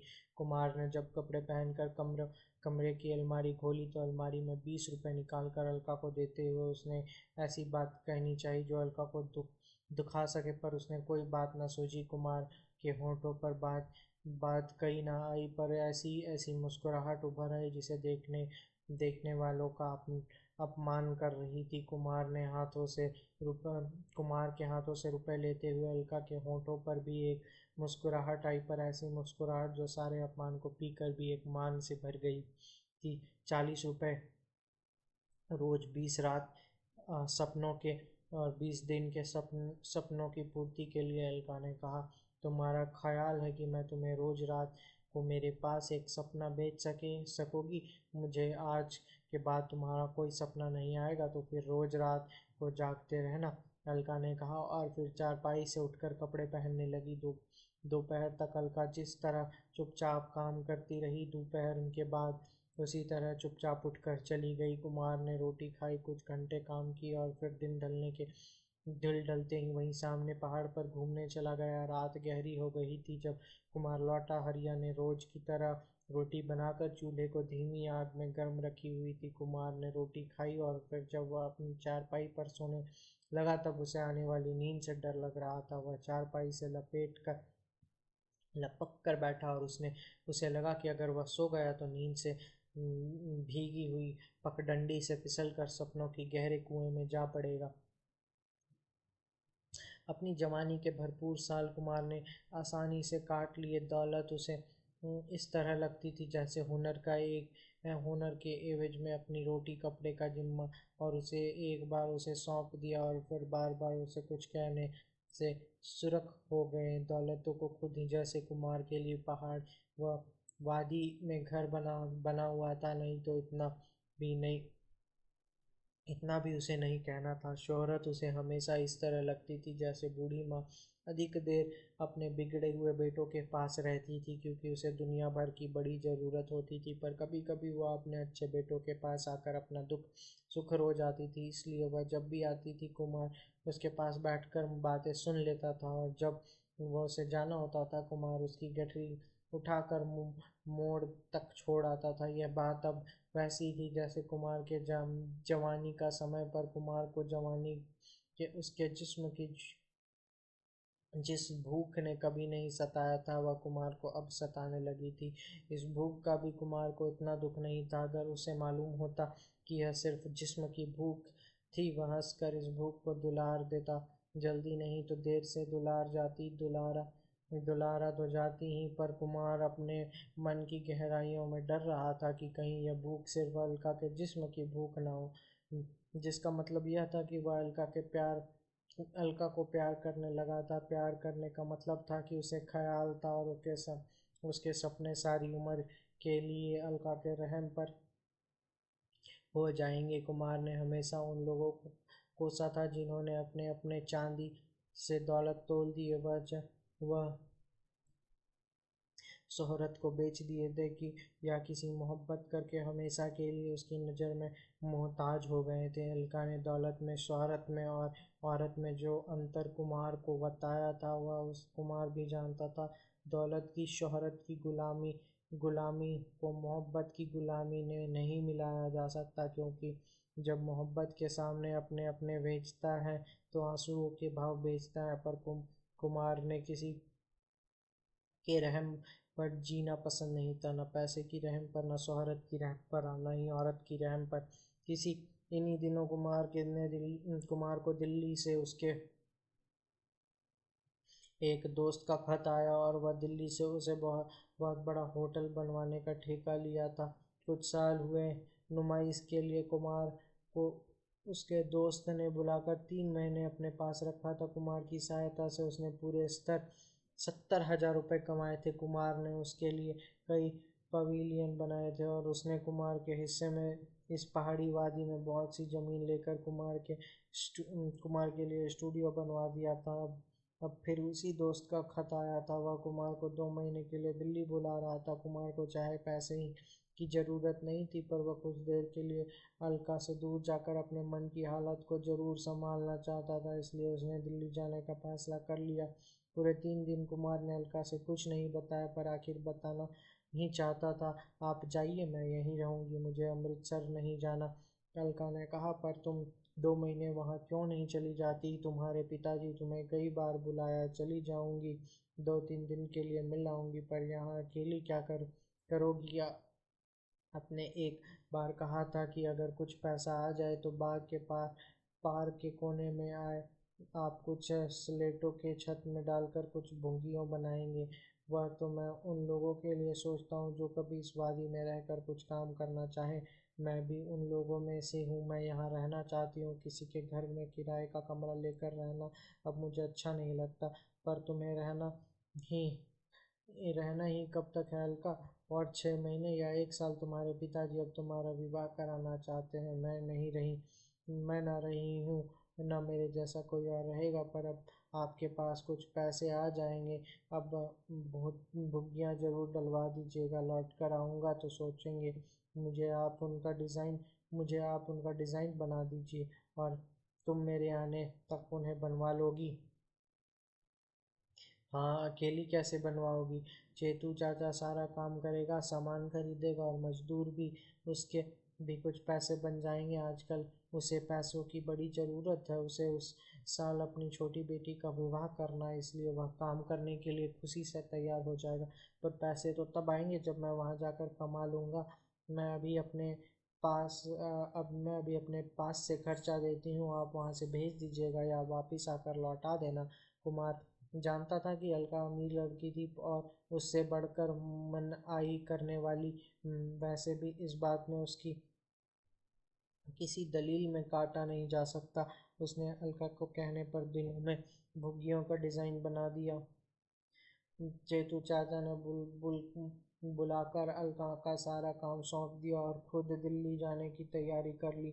अच्छी भली गुजरी अच्छी भली दोपहरी बीती, पर इस गांव में बीतने वाली आखिरी शाम ने जाने क्या क्या। कुमार को लगा कि वह उदास है। उदासी शायद कई दिनों से उसकी तरफ सरकती आ रही थी, पर वह इस तरह पंजों के बल दुबक कर आई थी कि कुमार को उसके आने की आहट तक ना मिली, और उसने जब जाना हुआ तब प्रत्यक्ष उसके सामने आ खड़ी हुई। सो तुम आ गई हो? कुमार ने उदासी के चेहरे की ओर देखा, और गेरुआ रंग से शाम की लालिमा दिप रहा था। उसने कोई जवाब नहीं दिया, सिर्फ थोड़ा सा मुस्कुराई और धीमे से कुमार का हाथ पकड़कर उसे बाहर बगीचे में अमरूद के एक पेड़ के पास ले गई। बगीचे के इस कोने में अलका की झिल झिलमिलाती भुग्गी बनेगी। हाँ, पर वह इस भुग्गी के कितने दिन रहेगी? जितने भी रहे। और इस दिन की कीमत सारी उम्र के दर्द उसे दूंगा। अब कभी तुमने उस कीमत को भी देखा है जो उसने तुम्हें पाने के लिए दी है? अब वह भी दे रही है, और आगे ना मालूम कब तक देगी। ओह, तुमने उसे उसके जिस्म का मोल 20 रुपए आंका, जिससे वह स्वीकार कर लिया। मैंने वास्तव में उसका मोल नहीं आंका था। मैंने अपने उस अंत उसमें अंतर बताए थे जिसके लिए मैंने तुम्हें रुपए बिछा दिए थे। मैं जानती हूँ, पर तुम उसके उसके इस एहसास की ओर नहीं देखते जिसे इस अपमान को भी अपना मान लिया था। यह तुमने ठीक कहा। तुम एक तरह से उसे वैश्या तक कहा। मुझे यह नहीं कहना चाहिए था। उसने इस लफ्ज़ को भी जमीन से उठाकर ऊंची जगह पर रख दिया, जिस जगह पर सिर्फ बीबी का लफ्ज़ होता है। मुझे याद है उसने कहा था, जिस आसानी से मैं वैश्या बन सकती हूँ, उसी आसानी से बीबी भी। तुमने यह ख्याल नहीं आया कि उस जैसी औरत अगर वैश्या भी होती है तो सिर्फ एक ही मर्द की। मुझे उसका अपमान करने का कोई हक नहीं था। पर तुम्हें मालूम है कि किस बात से डरता था तुम्हें? मैं तुझसे डर तुम मुझसे डरते थे, क्योंकि मैं यह जानता था कि तुम हर एक खुशी की बड़ी जल्दी सूंघ लेती हो। खुशी वस्तुओं से नहीं होती, खुशी मन की अवस्था में होती है। मैं वस्तुओं को सूंघ सकती हूँ, उसके पीछे पड़ सकती हूँ, पर मैं किसी के मन की अवस्था को कुछ नहीं कह सकती। मैं अलका को पाना नहीं चाहता, क्योंकि मैं उसे खो जाने से डरता हूँ। इसलिए मैं तुम्हारे पास आ गया हूँ, पर अलका के पास जाने की हिम्मत मुझ में नहीं।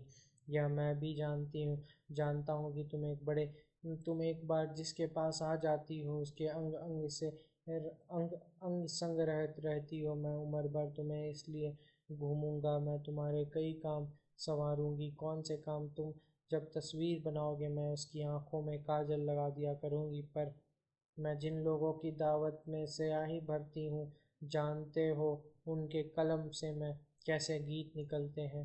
पर जिन हाथों से कलम पकड़ी हुई हो या ब्रश पकड़ा हुआ हो, तुमने कभी उस हाथों की किस्मत देखी है? किस्मत को वस्तुओं के गज से नहीं मापना चाहिए, न सही अवस्था की गज से। सही पर्यावस्था कैसी है? हर सांस के साथ ही मेरी छाती में एक दर्द सा जग उठता है। कुमार ने अपना नीचे का होंठ अपने दोनों में काटा और आंखों बंद करके बाएं हाथ से अपनी छाती को दबाया। आपकी तबीयत ठीक है? अलका ने धीरे से अपना एक हाथ कुमार के कंधे पर रखा। कुमार ने गर्दन घुमाकर देखा। अलका उसके पीछे खड़ी थी। कुमार चुपचाप अलका के चेहरे की ओर देखता रहा।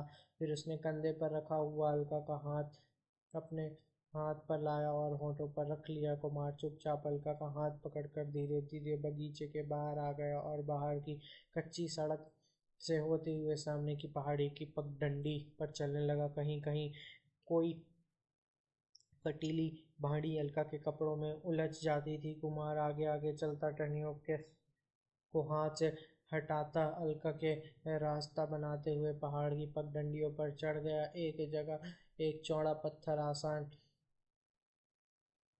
की तरह बिछा हुआ था। कुमार ने अलका को उस पत्थर पर बिठा दिया, खुद उसके पास बैठ गया। फिर धीरे धीरे उसने अलका के सिर, अपनी छाती और अपना जगह से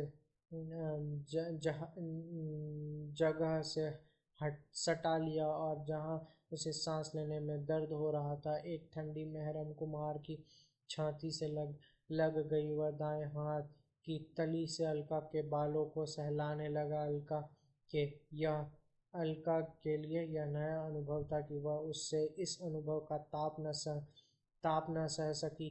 त्रिप त्रिप उसकी आंखें से आंसू उमड़ आए। कुमार ने अपनी तली से अलका के आंसू पोंछे और फिर धीरे धीरे उसके होठों को चूमता हुआ बोला, पगली, तुम तो कहती थी कि जब मैं इस रास्ते पर चली थी तब आंखों के आंसू को पी कर चली थी। अलका का गला भर आया। वह कुछ बोल न सकी। कुमार एक छतराई पेड़ की तरह अपने अलका को अपने गले से लगा लिया, एक कोमल सी बेल को अपने गले से लगा लिया। अलका की हिचकियां बंद हो गई। कुमार ने एक एक हिचक को चूमा और फिर अलका का माथा चूम कर बोला, तू मुझे माफ नहीं कर सकती। मैंने तुमसे बहुत सख्तियां की हैं। अलका ने अपनी कांपती उंगलियों से कुमार के होंठ छुपा दिए। फिर एक गहरा सांस लेकर बोली, मैंने सख्तियों की आदत बना ली है, इसलिए मैं कभी नहीं रोई थी, पर मैंने इस नरमी की आदत नहीं बनाई थी। कुमार की जिंदगी में यह शायद पहला अवसर था कि कुमार की आंखें सजला गई थी। उसने भीगी आवाज से कहा, अगर तुम कहो दिल्ली न जाऊं, मैं काम करने के लिए नहीं जा रहा हूँ, न तुमसे भाग कर जा रहा हूँ। अलका कुमार के चेहरे की तरफ देखने लगी। चंद्रमा ने बादल का एक टुकड़ा हाथों से दूर हटाया और कुमार के चेहरे की तरफ देखने लगा। वह भी शायद अलका की तरह चकित था, जिसने घने जंगलों में चांदनी का जादू देखा। वह मेरी हालत का पता नहीं कर सकता। तुम्हारा जादू इस चांदनी से भी गहरा है, जादूगरनी। कुमार ने अलका की गर्दन को अपने होठों से छुआ। अलका की गर्दन को कुमार ने होठों से भी छुआ और होठों से निकाल कर एक गहरे सांस से भी। आप बड़े उदास हैं। इतना मैं जिंदगी में कभी उदास नहीं हुआ। चांदनी का यह जादू कैसा है? जादू उदासियां देती है, उनकी दी हुई हर चीज जिसके पीछे एक गहरी उदासी होती है, क्योंकि जादू उतर जाने वाला चीज है। मेरा जादू उतर जाएगा। अब मेरे अपने वश में कुछ नहीं रहा। अलका, सब कुछ तुम्हारे वश में हो गया है। यह जादू तुम्हारे रहम पर रहेगा। आप इसलिए उदास हैं। मैंने इस जादू को तोड़ने की पूरी कोशिश की। मैंने इसलिए तुम्हारे जिस्म के 20 रुपए की कीमत रखी थी। सोचता था कि सारा हिसाब के साथ निपट जाएगा, पर जिन औरतों के साथ हिसाब निपटाए जाते हैं उनके पास जादू नहीं होते। अगर हिसाब निपट जाता, आप खुश होते, मैं बड़ा स्वतंत्र होता, इसलिए खुश होता। आप खुश भी हूँ। अजीब तरह का दर्द मिला हुआ है। तुम्हें एक बात बताऊं क्या? जैसे जैसे यह यहाँ से जाने का समय निकट आ रहा है, वैसे वैसे मेरी छाती में दर्द होने लग रहा है। सचमुच का दर्द, जैसे निमोनिया में सांस लेने समय होता है। पर मैंने अब तुम्हारा सिर अपनी छाती से लगाया है। मेरा दर्द जाता रहा। एक बड़ी मुहज्जती हो गई है। कुमार ने अलका से के सिर पर रखा हुआ हाथ उठा लिया और उसने अपने दोनों आंखों को ढक ली। एक टूटती सी आवाज कुमार के मुंह से निकली, मैंने आज तक हर स्वाद से अपने आप को मुक्त रखा हुआ था। छुटपन में माँ जब गर्म पराठे बनाती थी तो मैंने जानबूझकर रात की रोटी को खाया करता था कि कहीं मेरे जीभ को किसी स्वाद का आदत ना पड़ जाए। अलका, अलका देख, मैं किस तरह तुम्हारे अधीन हो गया हूँ। चुप की चुप बैठी हुई अलका को कुमार ने दोनों बाहों में झाका झोरा। अलका के मुझे बताओ कि कभी मुझे छोड़ तो नहीं जाओगी?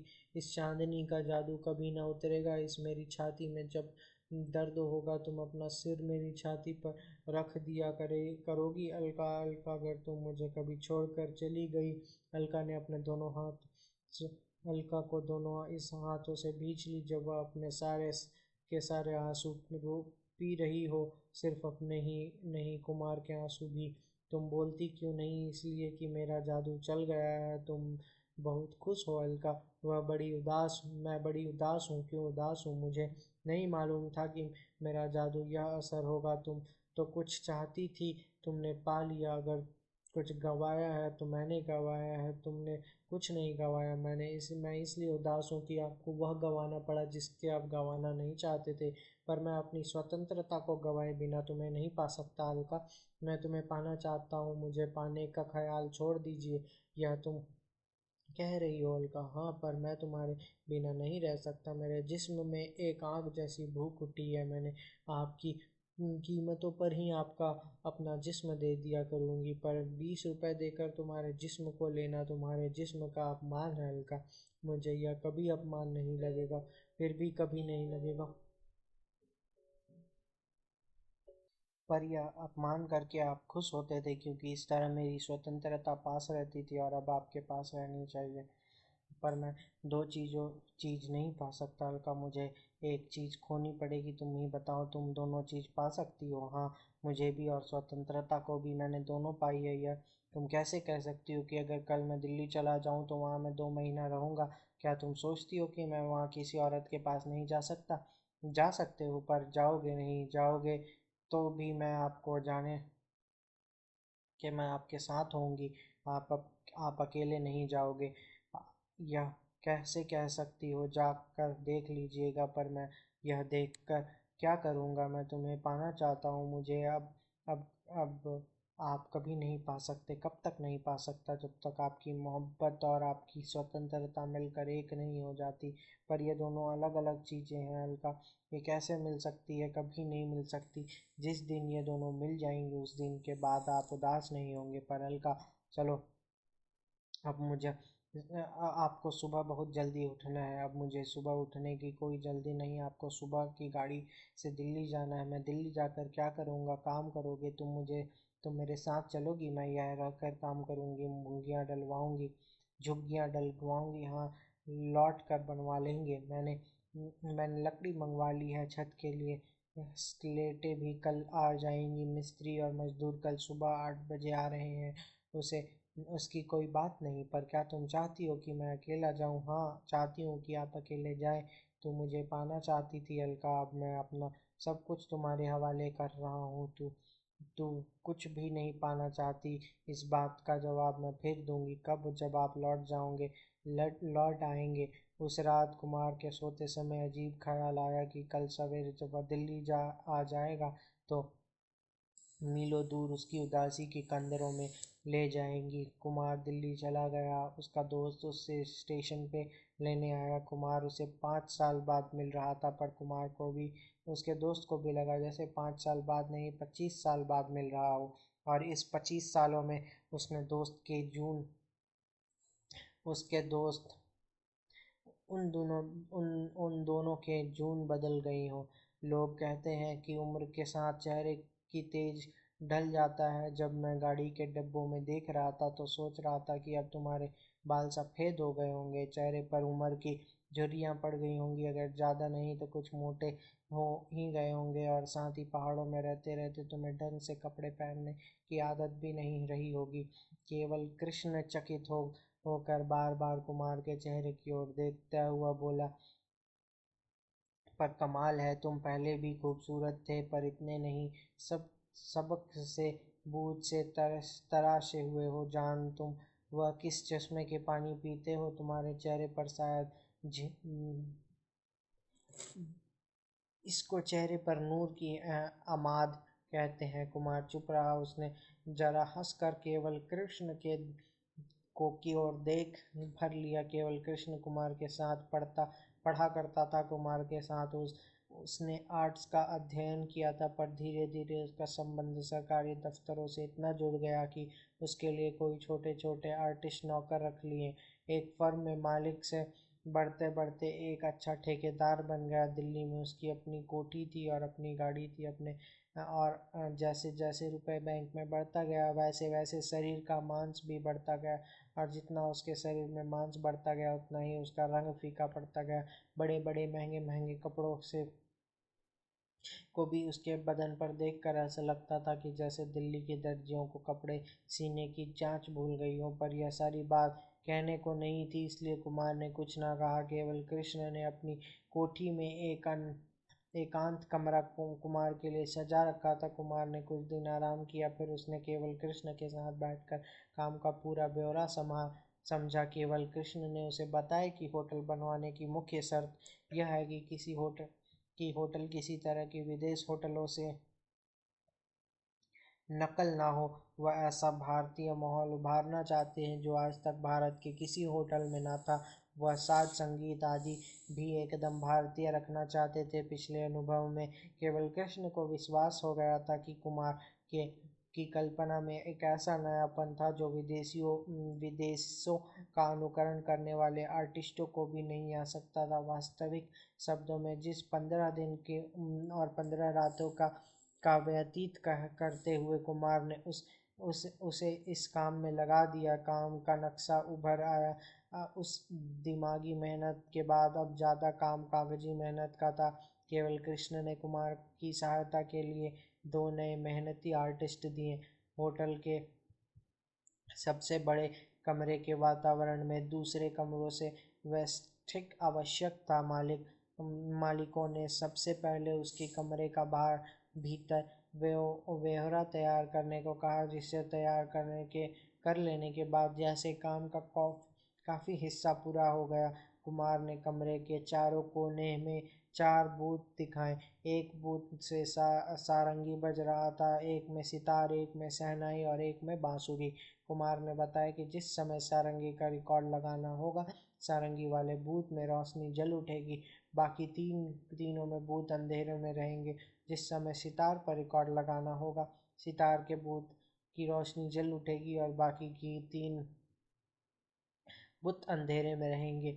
इस तरह सारे बुत श्रम में अपनी संगीत के अनुसार रोशन होंगे। कुमार जब से दिल्ली आया था उसने अलका के कोई खत नहीं लिखा था। अलका का सोच तक नहीं इसमें उसे काम में उसे बहुत सहायता दी थी। 20-21 दिन के बाद अलका का ही एक छोटा सा खत आ गया, जिसमें उसने बगीचे की झुग्गियों का विषय में लिखा था और उसने उसके बारे में कुछ पूछा था। जैसे साधारण सवाल थे, कुमार ने एक खत से वैसे ही जवाब दिया। साथ ही केवल कृष्ण के को से लेकर 2000 रुपये भी भेज दिया। 1 महीना गुजर गया। कुमार को ना अलका का सीधा की सूदी ने सताया और न ही किसी गहरी उदासी ने। 3-4 बार कुमार ने अलका को सपने में जरूर देखा, पर सपने में किसी किस्म की तलखी नहीं होती थी। अलका चुपचाप कोई तस्वीर बना रही होती, या बाग को पानी दे रही होती, या मुंह दूसरी ओर घुमाकर किसी किताब पढ़ रही होती। इन साधारण से सपनों को ना ही कुमार के मन में कोई लहर उठाई, न ही जिस्म में। वैसे कुमार थोड़ा हैरान था कि अलका को देखते ही उसका जिस्म में जो आग सुलग उठती थी, किसी सपने में उसे भी आग का सेक क्यों नहीं था। यह बात कुमार को अच्छी लग रही थी। उसे लग रहा था कि उसके स्वभाव की स्वतंत्रता दिनों दिन उसके पास लौट रही थी। करीब 1.5 महीना हो चला। कुमार को विश्वास हो गया कि अब जब वह अलका के पास लौटेगा तब अलका के लिए एक नया अनुभव होगा। उसे लगता था कि जैसे उसने अपने जिस्म की भूख को जीत लिया हो। अंतर के किसी कोने में वह अलका का आभारी था कि उसने जोर देकर उसे दिल्ली भेज दिया था। और कुमार सोच रहा था कि अगर कहीं उसे रात अकेला भी उस चांदनी की जादू में आ जाती तो कुमार शायद उस सारी उम्र के लिए एक मानसिक गुलामी सहेज लेता। वह विश्वास होता जा रहा था कि उसे रात में कुछ अलका उसने रात जो कुछ अलका को कहा था वह जंगल में वैसे वैसे शरीर का मांस भी बढ़ता गया और जितना उसके शरीर में मांस बढ़ता गया उतना ही उसके रंग फीका पड़ता गया। Again, I think it's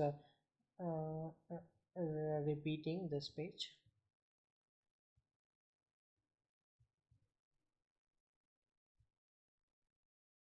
This one is also repeating.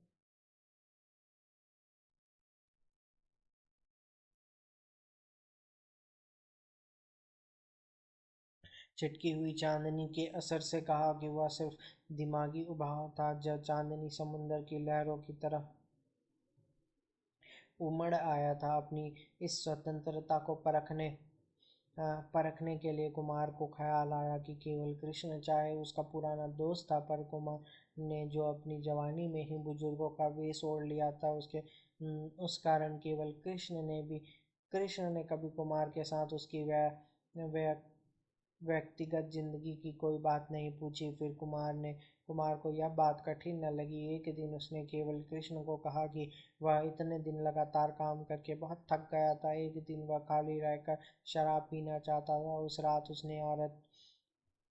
उसे एक औरत भी चाहिए थी। अच्छा, केवल कृष्ण ने छोटा सा उत्तर दिया। कुमार ने किसी खास रात की बात नहीं कही थी, इसलिए इस बात की वह भी भूल गया था। 4-5 दिन बीत गए होंगे। कुमार जब एक रात अपने कमरे में लौटा तो उसके कमरे में एक 20-22 साल की लड़की बैठी हुई थी। कुमार को केवल कृष्ण से कही हुई बात फिर याद न आई।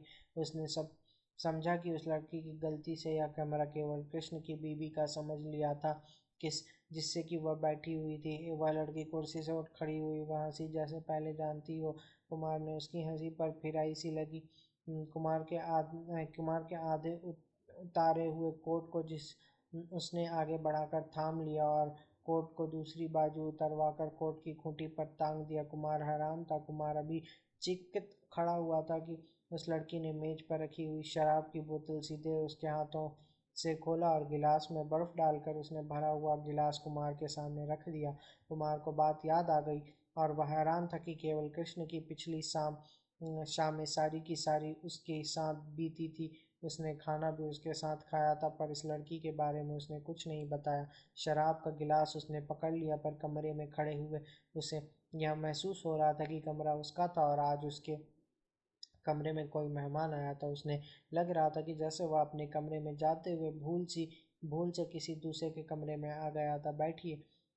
उस लड़की ने जब हाथ से कुर्सी की तरफ इशारा किया तो कुमार का ख्याल आया कि अभी तक वह खड़ा हुआ था। कुमार चुपचाप कुर्सी पर बैठ गया और उसने अपने हाथों में पकड़ गिलास को एक घूंट लेकर उस लड़की के चेहरे की तरफ इस तरह देखा जैसे उससे पूछ रहा हो कि बताओ अब तुम क्या बात करूं।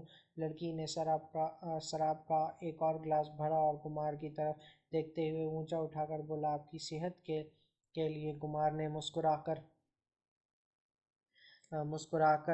उस लड़की की तरफ देखा। वह खूबसूरत थी।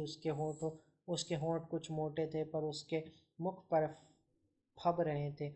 उसका जिस्म गठा हुआ था। उसकी पीठ पर काफी हिस्सा नंगा था और उसके कुमार के ख्याल आया कि अगर पीठ पर इतना हिस्सा नंगा रखा है तो जिस्म के गठन इससे कुछ कम नहीं होनी चाहिए, और साथ ही माथा कुछ और चौड़ा। और इसका कुमार ने खुद ख्याल आया कि वह लड़की को देखते हुए इस तरह जांच रहा था जैसे सामने बिठा कर उसे पेंट करना हो। जाने कुमार को यह कैसे पूछ गया। एक रात के कितने रुपए केवल ने देने तय किए हैं।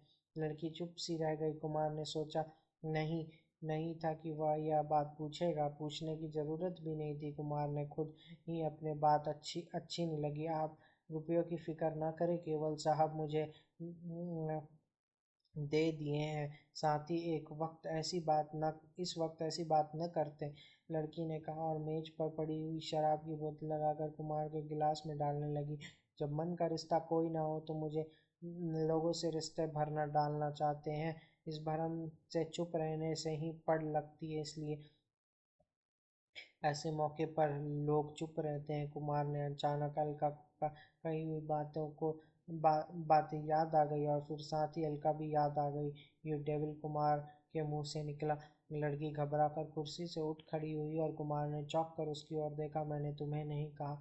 कुमार हाथ में पकड़े हुए गिलास को एक सांस में पी गया और गुसल खाने में जाकर कपड़े बदलने लगा। कुमार जब कमरे में वापस आया तो वह लड़की कुमार के बिस्तर में लेटी हुई थी। बिस्तर की चादर उसने ओढ़ ली थी और उसने उतारे हुए कपड़े दहाकर उसमें मेज पर रख दिए थे। बिस्तर की ओर न जाकर कुमार ने मेज का दरवाज़ा खोला और सिगरेट निकाल कर पीने लगा। कुमार को सिगरेट पीने की आदत नहीं थी। गांव में वह कई कई महीने सिगरेट नहीं पीता था। शहर में जब कभी वह रंग लेने के लिए आता तो उसके साथ सिगरेट की 2 डिब्बियाँ भी ले आता। यहाँ दिल्ली आकर उसने डिब्बियाँ खरीदी जो पिछला सारा महीना ख़त्म हो चुकी थी। पर आज कुमार की एक सिगरेट पी, दूसरी पी और फिर दूसरी सिगरेट की आद से तीसरी सुलगा ली। आप बहुत सिगरेट पीते हैं। सभी आर्टिस्ट बहुत पीते हैं, उस लड़की ने कहा।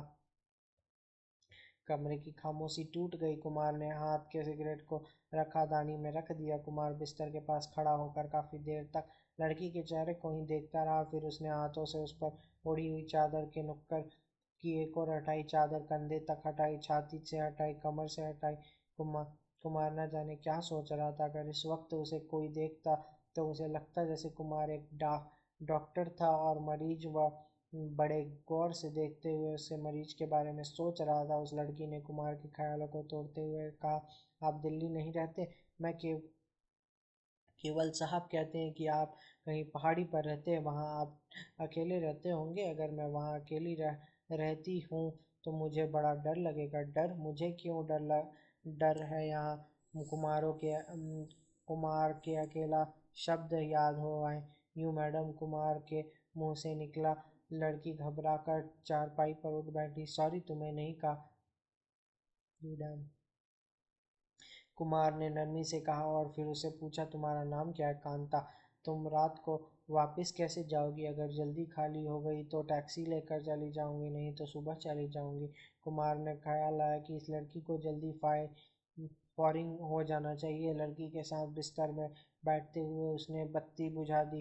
कुमार पल भर बैठा रहा और दूसरे ही पल चौंक कर उठ खड़ा हुआ और खिड़की की तरफ देखते हुए बोला, बाहर खिड़की के पास कोई खड़ा हुआ है, उस तरफ बगीचा है। उस वक्त बगीचे में कोई नहीं हो सकता, अभी कोई इधर से नहीं गुजरता है। कोई उसकी छाया खिड़की पर पड़ी थी। कांता बिस्तर से उठ बैठी और अपने चादर लपेट कर उसने एक हाथ से खिड़की का पर्दा हटाया और बाहर बगीचा देखकर बोली, आप खुद देख लीजिए, सड़क की रोशनी बगीचे में पड़ रही है और बगीचा किसी की छाया तक नहीं। कुमार भी कांता के पास जाकर खिड़की से बाहर देखा। बाहर कोई न था।